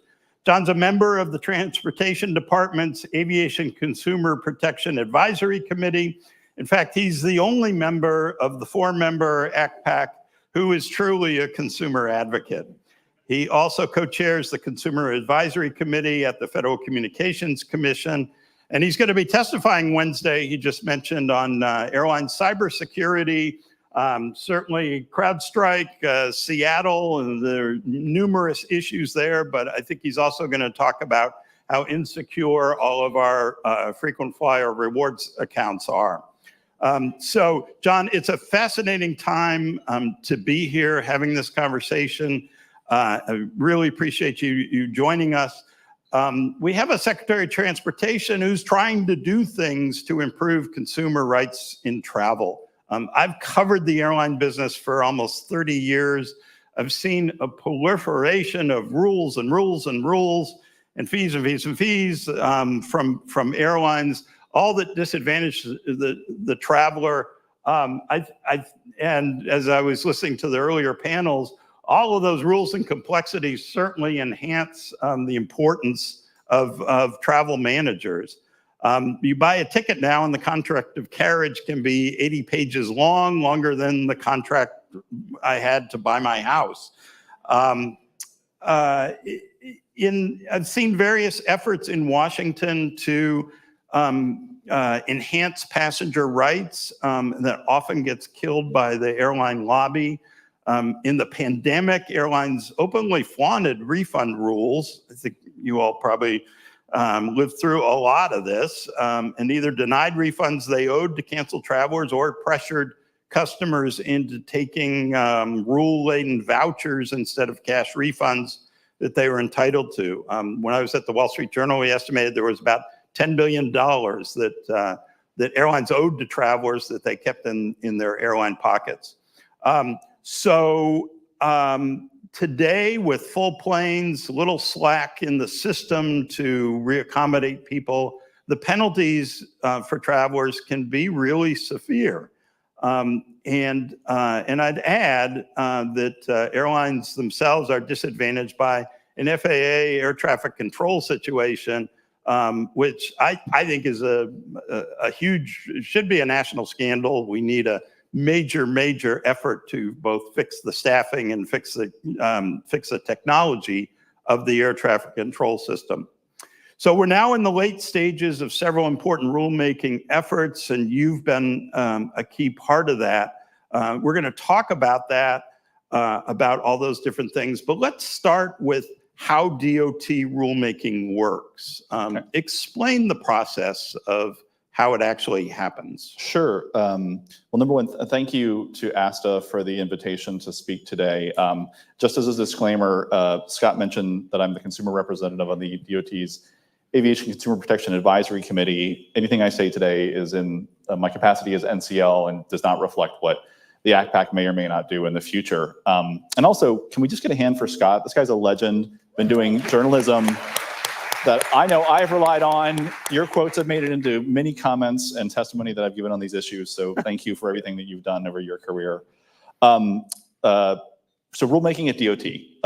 Rulemaking at DOT is, it's a long process. I think, we talk about rules that get started years ago that are just now starting to come to fruition. Yeah. So the refund rule has been a conversation in several panels that I watched today.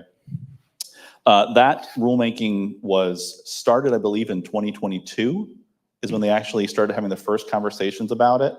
And it was only this summer, August, that DOT released the rule immediately, or they finally released the final rule. In between, you have lots of opportunities for public comment from groups like mine, both individually and in coalition with many other consumer advocacy organizations who've worked on this issue far longer than I have. People that like Bill McGee used to be at Consumer Reports, is now at AELP. Paul Hudson at Flyers Rights, and many others who contribute to these rulemakings. And we really do try and bring the perspective of the passengers to this, just as I know many of the folks here in this room do. I've heard folks in the agent community talk about yourselves as advocates for your clients, and so I do believe that. I think you are doing that, and it's valued. And unfortunately, what has happened over the past few years is that the ability of the DOT to actually come up with new rules was hampered somewhat by what happened under the previous administration. Under Secretary Chow, at the behest of the industry, the airline industry, which asked for these rules in 2017, they actually put in place a new rulemaking under the term defining unfair and deceptive acts and practices that made it harder for them to exercise their authority to put out new consumer protection rules. So I have a hard time believing that something like the tarmac delay rule would have passed if we had been under these current rules. The Buttigieg DOT changed that a little bit but it still places a lot of barriers in the place of DOT to do what it does and protect consumers. And that's why I think it's kind of rich when I hear from my counterparts in the industry that this is a DOT that's run amok, that's sort of on a rulemaking spree that we've never seen before, which isn't to say they haven't been activist.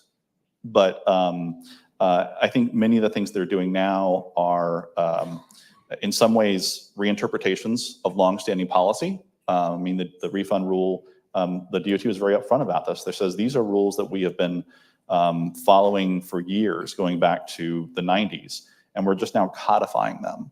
So things like the 3 hours being a significant delay, that is something that they interpreted as the rule even before this current, capitalized rule took effect.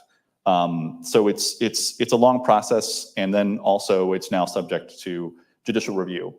So I know we're going to talk a little bit later about Chevron, but even once these rules are completed, these sort of 2-year processes, they are often held up in court.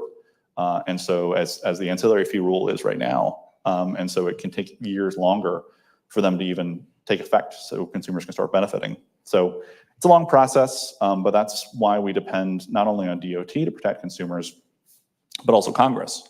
So in addition to all the rulemakings that we've been involved in at DOT, we've also spent the past, 3 years now, advocating for Congress for the rules that we saw in the FAA Reauthorization Act earlier this year. And so we were really happy to get a lot of beneficial rules into that on things like family seating and refunds. So yeah, there's lots of ways we're trying to represent consumers in what I do. Family seating to me is sort of a mind-boggling example of this. It seems to me very much a common sense thing that the airline industry should have solved themselves long ago. It's actually quite easy. I mean, Ryanair had you have to include ages of travelers. The systems can be set up so that once you see that there are children in this group, you go to a different seat assignment path. Nevertheless, it has taken all of these years to get to the point. Is that sort of a tragic example of how hard it is to get common sense into the rules? Yeah, it is. I mean, family seating is a fairly simple concept when you think about it. It's families with young children should not have to be separated when they're on the airplane. They shouldn't have to pay extra for the privilege of being able to sit together. This isn't just sort of a consumer issue. It's really a safety issue, both in the sense that you don't want parents to be looking for their young children in the event of an emergency evacuation. But unfortunately, and I hate to say this, but it's also a problem of protecting the children. The FBI put out some statistics a few years ago that said that there was an increasing rate of sexual abuse against minor children on airlines. And so separating kids from their parents in that environment, I think, is just unconscionable.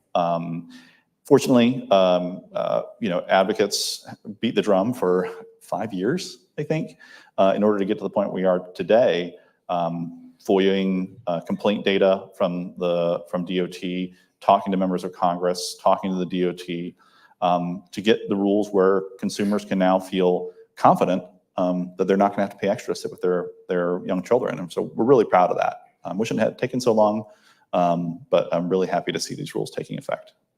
So tell us a little more about ACPAC, because we have this advisory board supposed to be representing consumers. Why are you outnumbered? And do you find that it has a meaningful role in the process? Yeah. So the ACPAC is a federally chartered advisory committee. It was just re-upped in the last FAA reauth, so we'll be around for at least another 5 years. And it's under statute, it's made up of representatives of 4 different stakeholders. So consumer groups, airlines, airports, and state and local governments. And so I wouldn't necessarily say that means that, it's 1 against 3. In fact, we've had some really tremendous representatives from the state attorney general community who've been really on our side on a lot of these things. Folks like Attorney General Nessel from Michigan in particular has been fantastic in this. And we've actually had, I would say we have more opportunities for consensus than we do for disagreement. But at the same time, I recognize that the kind of recommendations that I want the ACPAC to make to DOT are ones that are going to cost the industry money. And so they push back on that, and we have lots of long debates. And we made a report to Congress earlier this year that had a long dissent from A4A on there. But at the end of the day, these are recommendations made by a federally chartered advisory committee that DOT takes very seriously. And they cite these recommendations that we make in their rulemakings. And so I'm really happy to be on it. I know that the Reauthorization Act is going to require us to start to, not that we weren't doing this before, but to reach out to folks like the folks here in this room at ASTA and other stakeholders and actually actively solicit your input. While there's always an opportunity for public input on what the ACPAC does, we are now going to have to do this by statute. And so I think that'll only help to inform the recommendations that the next iteration of the ACPAC will make. Do you think, just as a practical matter, should it be expanded? Should ASTA have a seat? Are there other groups you wish were in the room? Yeah, so that's a tough question. And there's I'm going to say I like it the way it is for a couple of reasons. Number one is that if you expand the tent, right? Let's say we include travel agents in there. Well, then the airlines are going to want to have IATA in there. And then we're going to want to have sort of the ULCCs are going to want a seat. And then we're going to have another, and before long, you've expanded it so much that it's almost impossible to reach consensus. Yeah. And so from a practical point of view, I think I like the way that it's structured right now. And I think that we've done really good work with the current composition. And again, just because there are only 4 voting members on it, most of what the ACPAC does is consensus driven. And so one of the ways that we reach consensus by reaching out to lots of stakeholders and taking lots of input to reach the decisions that we do. All right, let's talk about the refund issues up, because Zane mentioned earlier the issue of the requirement for prompt delivery of the refund, but there's also the issue of merchant of record. Maybe a small number of cases, but certainly situations where the travel agency is the merchant of record, owes a refund, but it's already paid the money to the airline.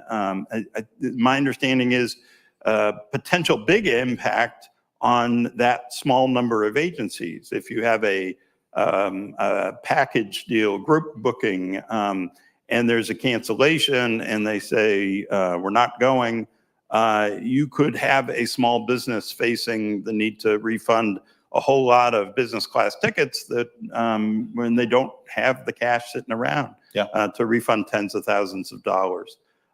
So where are we with all that? Where do you think it's going to end up? And tell us what you think the benefits will be of this refund rule. Yeah. So I think the benefits of this refund rule is that consumers are going to know what their rights are and have a clear path for those rights to be exercised. And you're going to have rules of the road that apply to all of the airlines and to ticket agents as well. And I think that is ultimately a benefit not just to consumers, but to competition in the industry as a whole. Will there be teething pains along the way as we decide sort of what is the definition of promptly? Yeah, I think so. But I also don't necessarily think that the sky is falling, because at the end of the day, my constituency is consumers. And if their trip gets canceled through no fault of their own, that's money that I could then use for rent or for my babysitter or other important expenses. And I think that consumers are owed that money back. Now, I'm sympathetic to the agents who say, I don't have the money. I'm the merchant of record in this case, but I gave that money to the airlines 6 months ago when I booked this flight. and I can't give you that money back. And now you're worried about an enforcement action by DOT. I think that I think it's unlikely that DOT is suddenly going to start to target a whole bunch of small brick and mortar travel agents in the event that they are unable to pay a refund to consumers when there's a cancellation. And if you are, I think that there is a pretty strong defense to say, listen, we're waiting on it to get it from the airlines. And I think knowing DOT and the folks there, I think they would be sympathetic to that. But I do think that this is an issue. This definition of what does promptly mean is going to be decided ultimately by DOT as they start to bring cases under this and potentially in litigation. Now, if you're a travel agent, it's I understand your trepidation. It's easy for me to be up here and saying, oh, they'll figure it out. I'm not the one who has potentially thousands of dollars in my business that I've worked for my career to build up potentially on the line. But I do think that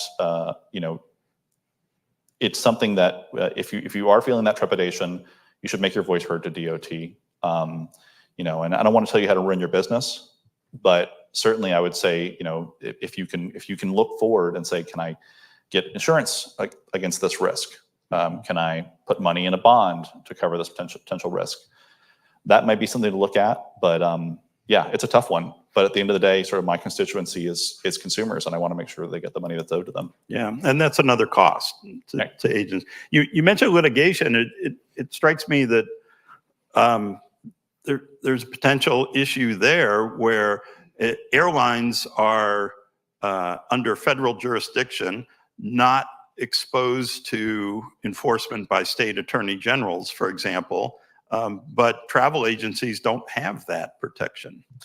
Well, that's true, and that's something we actually tried to remedy when in the FAA reauthorization unsuccessfully. We wanted state AGs to have a role in enforcing federal consumer protection rules. Yeah.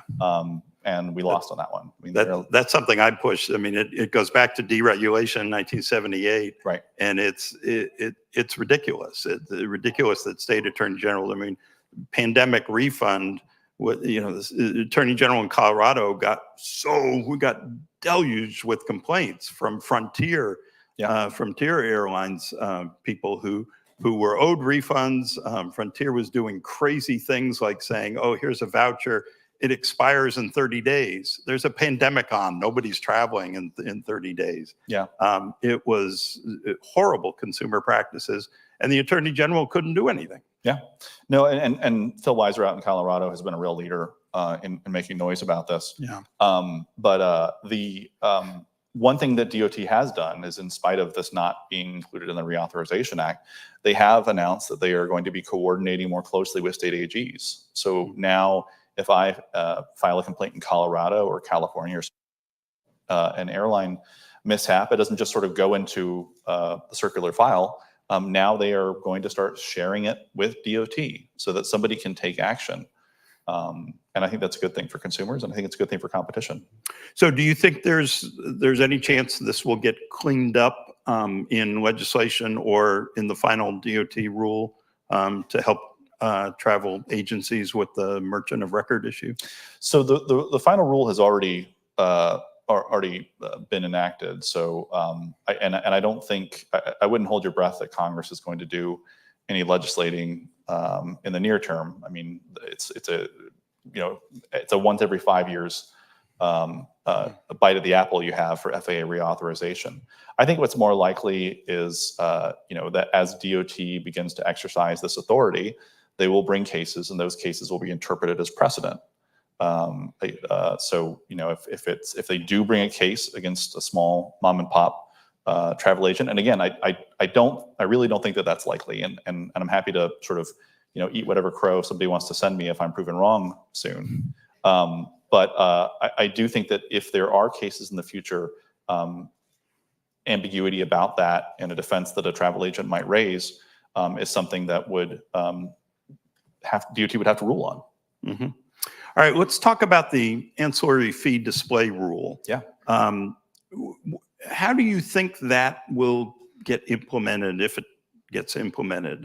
What difference will that make in for consumers and for travel advisors? Sure.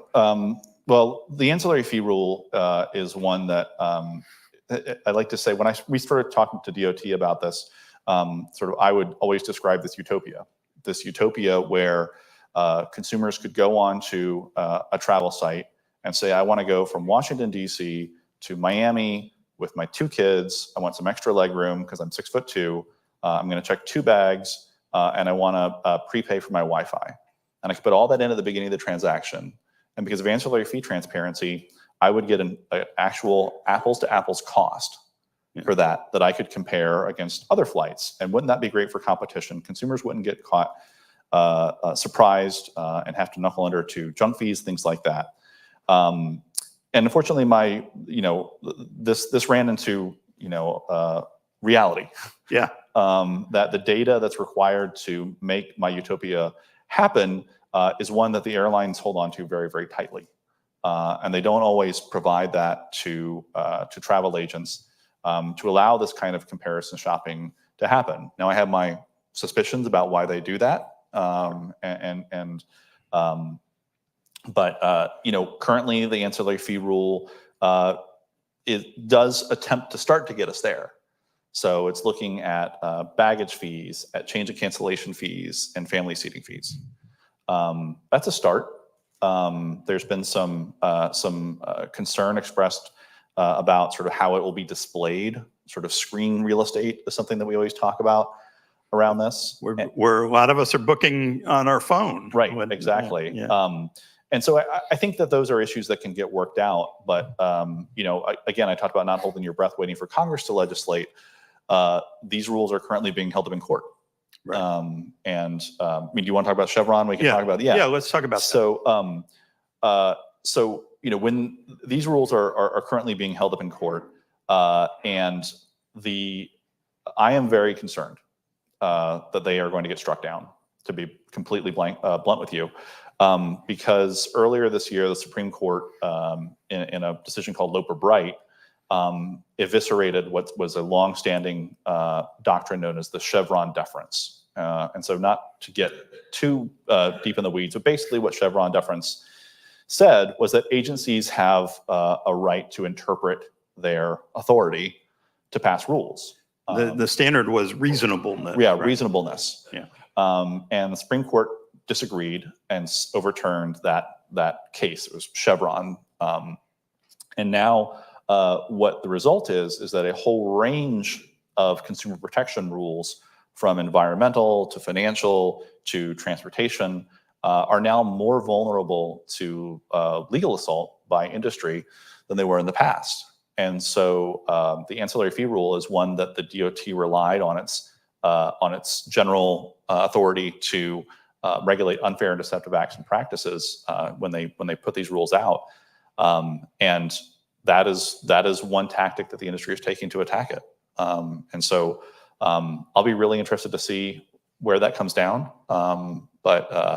Yeah, it's one I am holding my breath to wait to see what comes out of the courts. So it's interesting. There may be a difference between like a family seating rule, because Congress actually has told DOT enact a family seating rule. Yeah.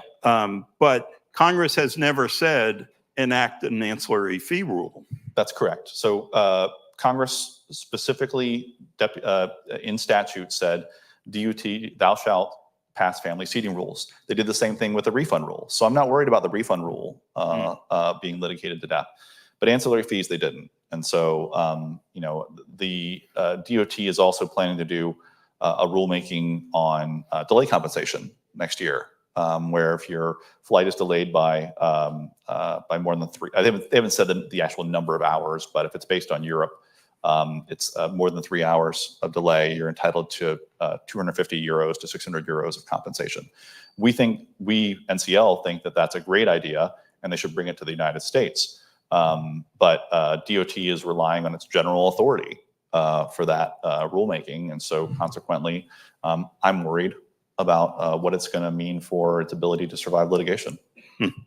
I'm curious if you think that it seems to me there's going to have to be a lot of education for consumers and also travel advisors as these rules shake out, because we hear like the refund rule. Oh, my flight got canceled, I get a refund. Well, not if you still want to go, right? If you get booked on another flight, you don't get a refund. And I think, you know, there can be similar things with 3-hour delay compensation and all that, where you're going to have a lot of consumers saying, hey, the airline owes me money, where's my money? And the airline doesn't. Right. Well, I mean, I agree with you. There's going to have to be some education done. I think that DOT is doing a great job in that sense. You know, Secretary Buttigieg never fails to include at the very top of his press releases about all the accomplishments that they've had in consumer protection under his leadership, the airline dashboard. And I think, you know, I'll be honest, when they put that out there, I was skeptical. I said, there's no way that sort of just being more upfront and transparent about what airlines offer, what on refunds or hotels or meals or whatever, is going to be a replacement for strong consumer protection regulations. Yeah. Lo and behold, I was wrong. The Secretary was right. That's why he's a Rhodes Scholar. You know, what we are hearing is that airlines care a whole lot about whether they've got a check mark or an X on the dashboard, and they're actually taking steps to change their policies based on that. So I think that what that tells me is that when you give consumers and agents transparent information that's actionable, not buried in, as you put it, 80 pages of a contract of carriage, that consumers are smart. They're smart enough to know what to do with it, and industry reacts. What consumer issues do you think need to be addressed that aren't being addressed? Yeah, I mean, so one of the ones that I'm particularly interested in is this issue of the privacy review. That DOT has announced they're going to do.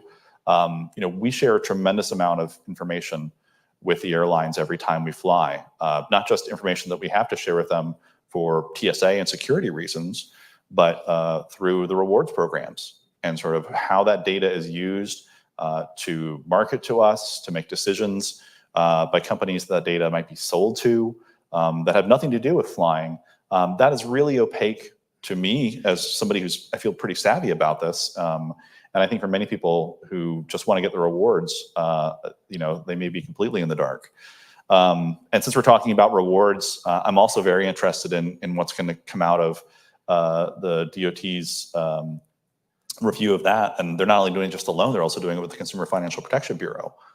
You know, rewards is huge business, and it makes it's one of the biggest revenue drivers for the airlines now, selling these miles to the banks, and how those rewards are offered to consumers, how they get changed at the last minute with notice, without notice.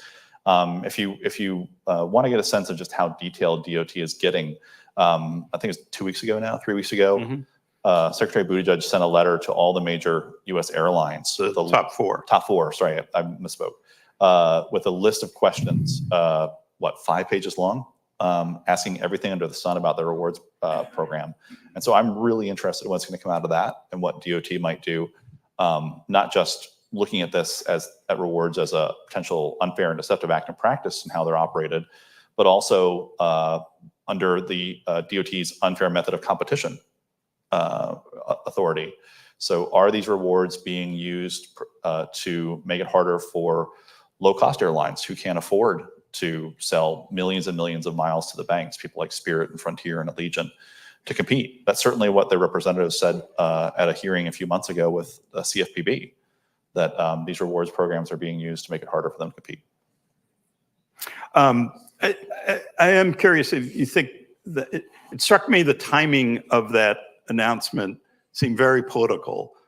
Here we are right before an election, and the chances that DOT is going to get through any kind of major investigation before there's a new administration, pretty slim. Do you think that that's a real thing?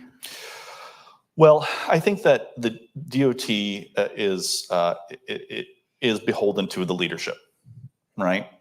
So elections have consequences.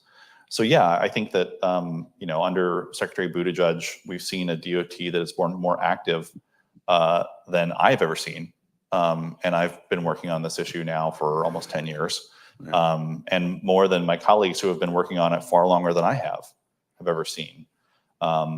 And so yeah, elections have consequences, and I think that if we have a change in administration in November, what you'll see is a DOT that probably has less appetite to do the kind of things that this DOT has been doing.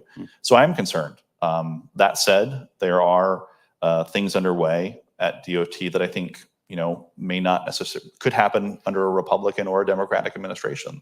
The privacy review is a great example.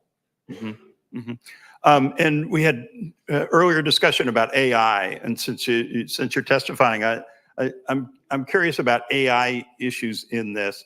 I would just say I teach at Duke University as well. I had my first AI generated student paper submitted, so that was sort of a fascinating episode.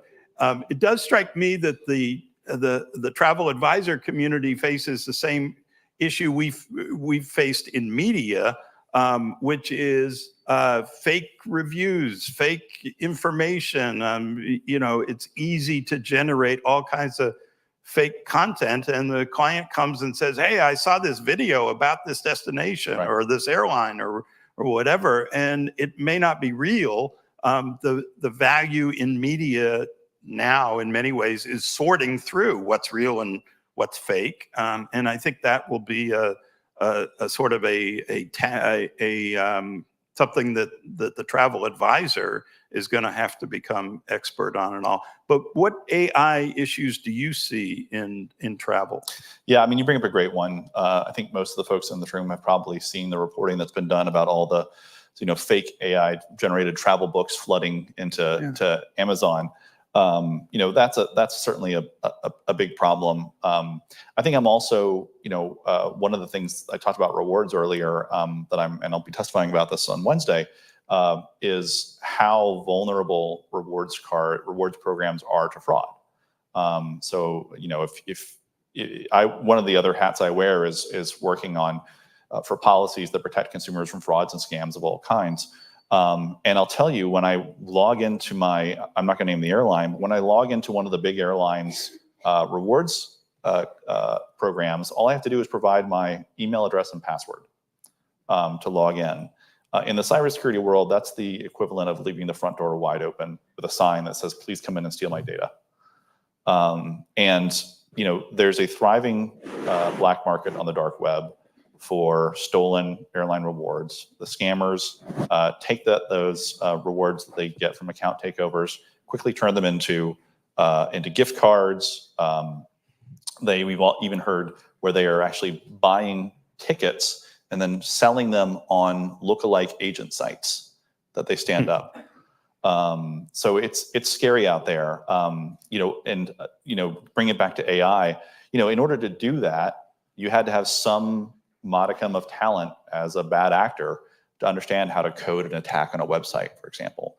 AI really lowers the barrier to entry for scammers. So while it was hard enough before for agents to protect your data and your websites from fraud, I've got bad news for you. It's getting easier for the scammers to do what they do because of AI. So that's another thing I'm really worried about.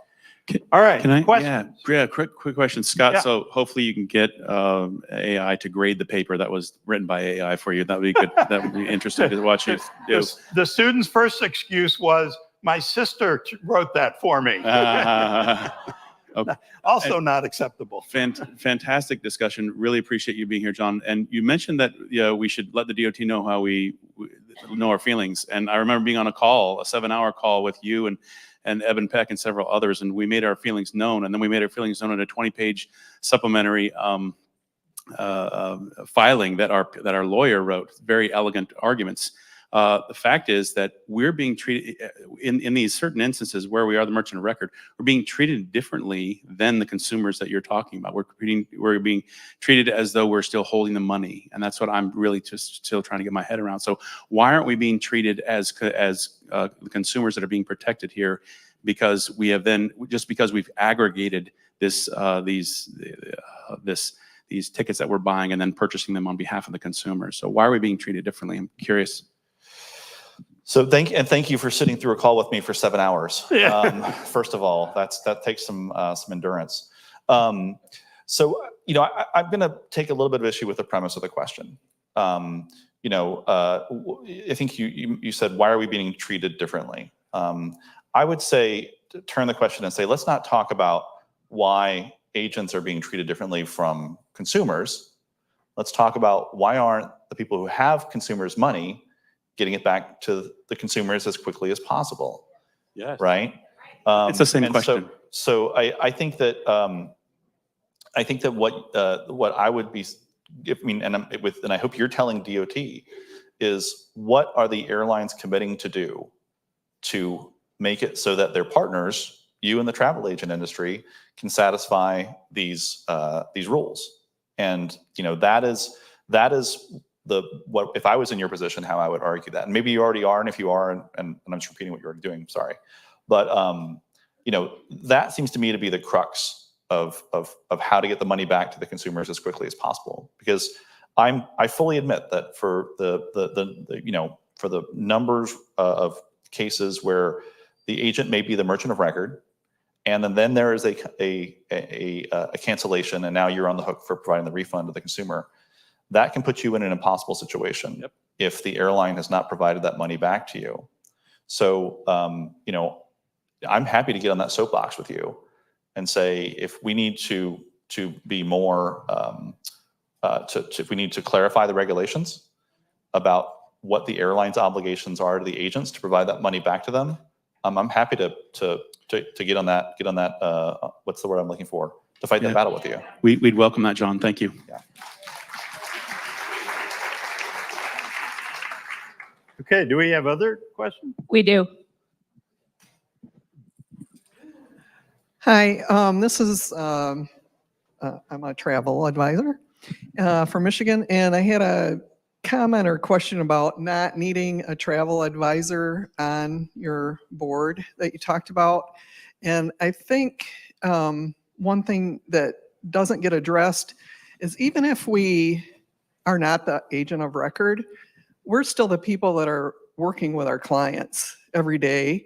And as everybody here knows, the airlines don't pay commission to travel agents. So, we have $115 billion of business we do every year collectively. And probably every single trip it has at least one flight on that.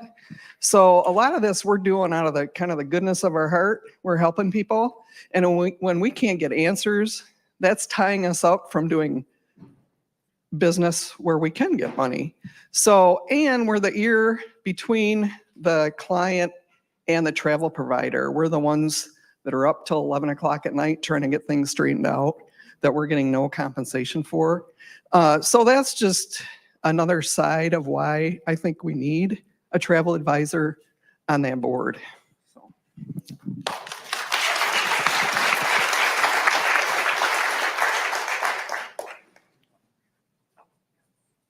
Jen Lee.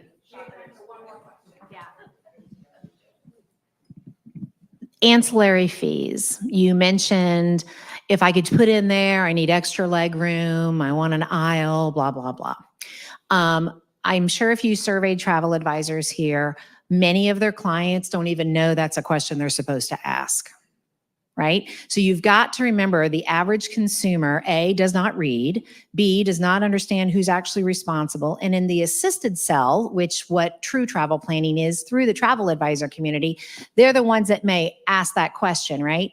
But they don't know to put that in. So, I would say, instead of saying these should all be put together, go back to the airlines and say, for extra leg room, you pay this. For a checked bag, you pay this. on and on and on, and let the consumer choose from there. So I think there's a lot of assumptions that people actually understand how to travel, and they don't. That's the reason why they work with a travel advisor. So, and thank you for everything you do. And I'd like to have an offline conversation with you about this family rule thing, because I've got some strong opinions. Yeah, happy to. So I'm gonna gently push back a little bit on one of the things you said. I think what I understood you saying is that the way that a consumer could choose all the extras that I talked about, sort of as they go through the process, is preferable to sort of this utopia that I described. And what that sort of raised in my head is the concerns that groups like mine have expressed about drip pricing, right? So it's consumers having to make decisions throughout a purchase flow that ends up with them paying more money than they expected or than they intended. And then on top of that, what you have is that it makes it harder for consumers to make apples to apples comparisons.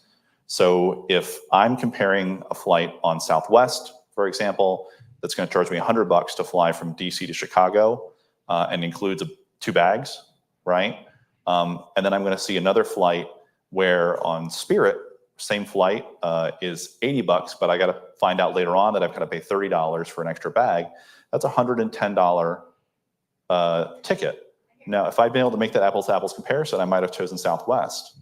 So I hear where you're coming from, but I also don't think that sort of my utopian vision for how things could be is not something that consumers will benefit from.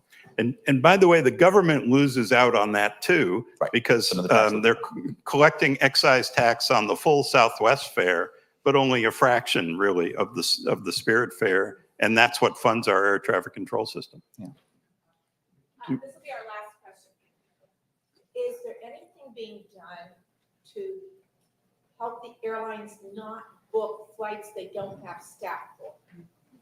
Because that's happening to me and my clients more and more, that they're booked on a flight and then there's no flight crew to come and be on the flight. And I mean, it happens a lot. Right. I think for folks who couldn't hear, I think if I'm just to repeat the question, what's being done to protect consumers when they book flights on airlines that don't have enough staff to handle that flight?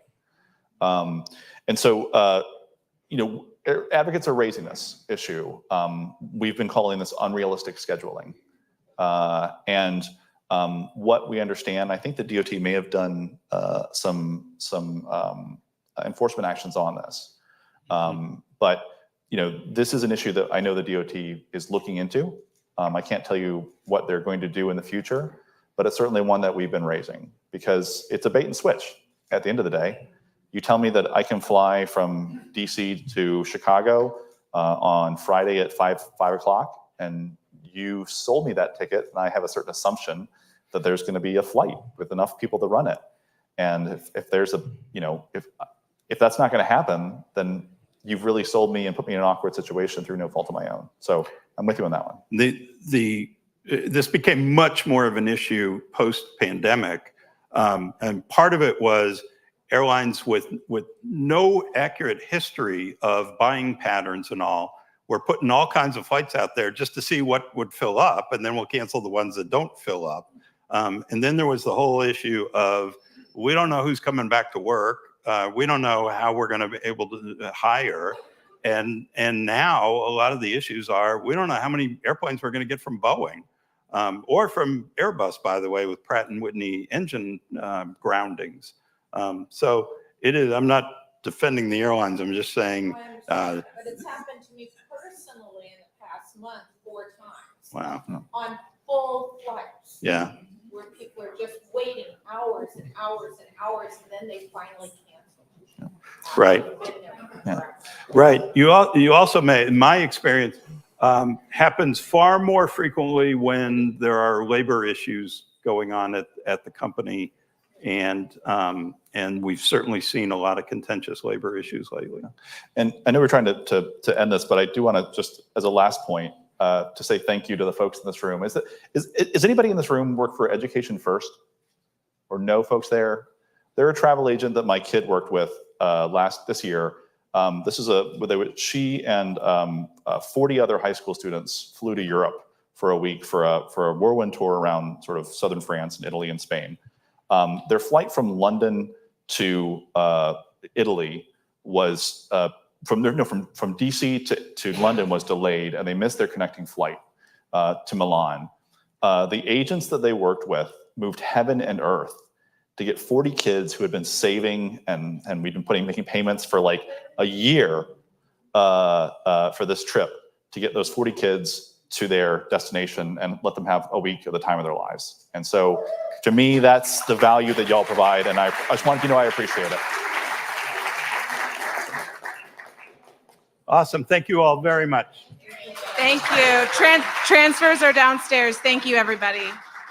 Thank you.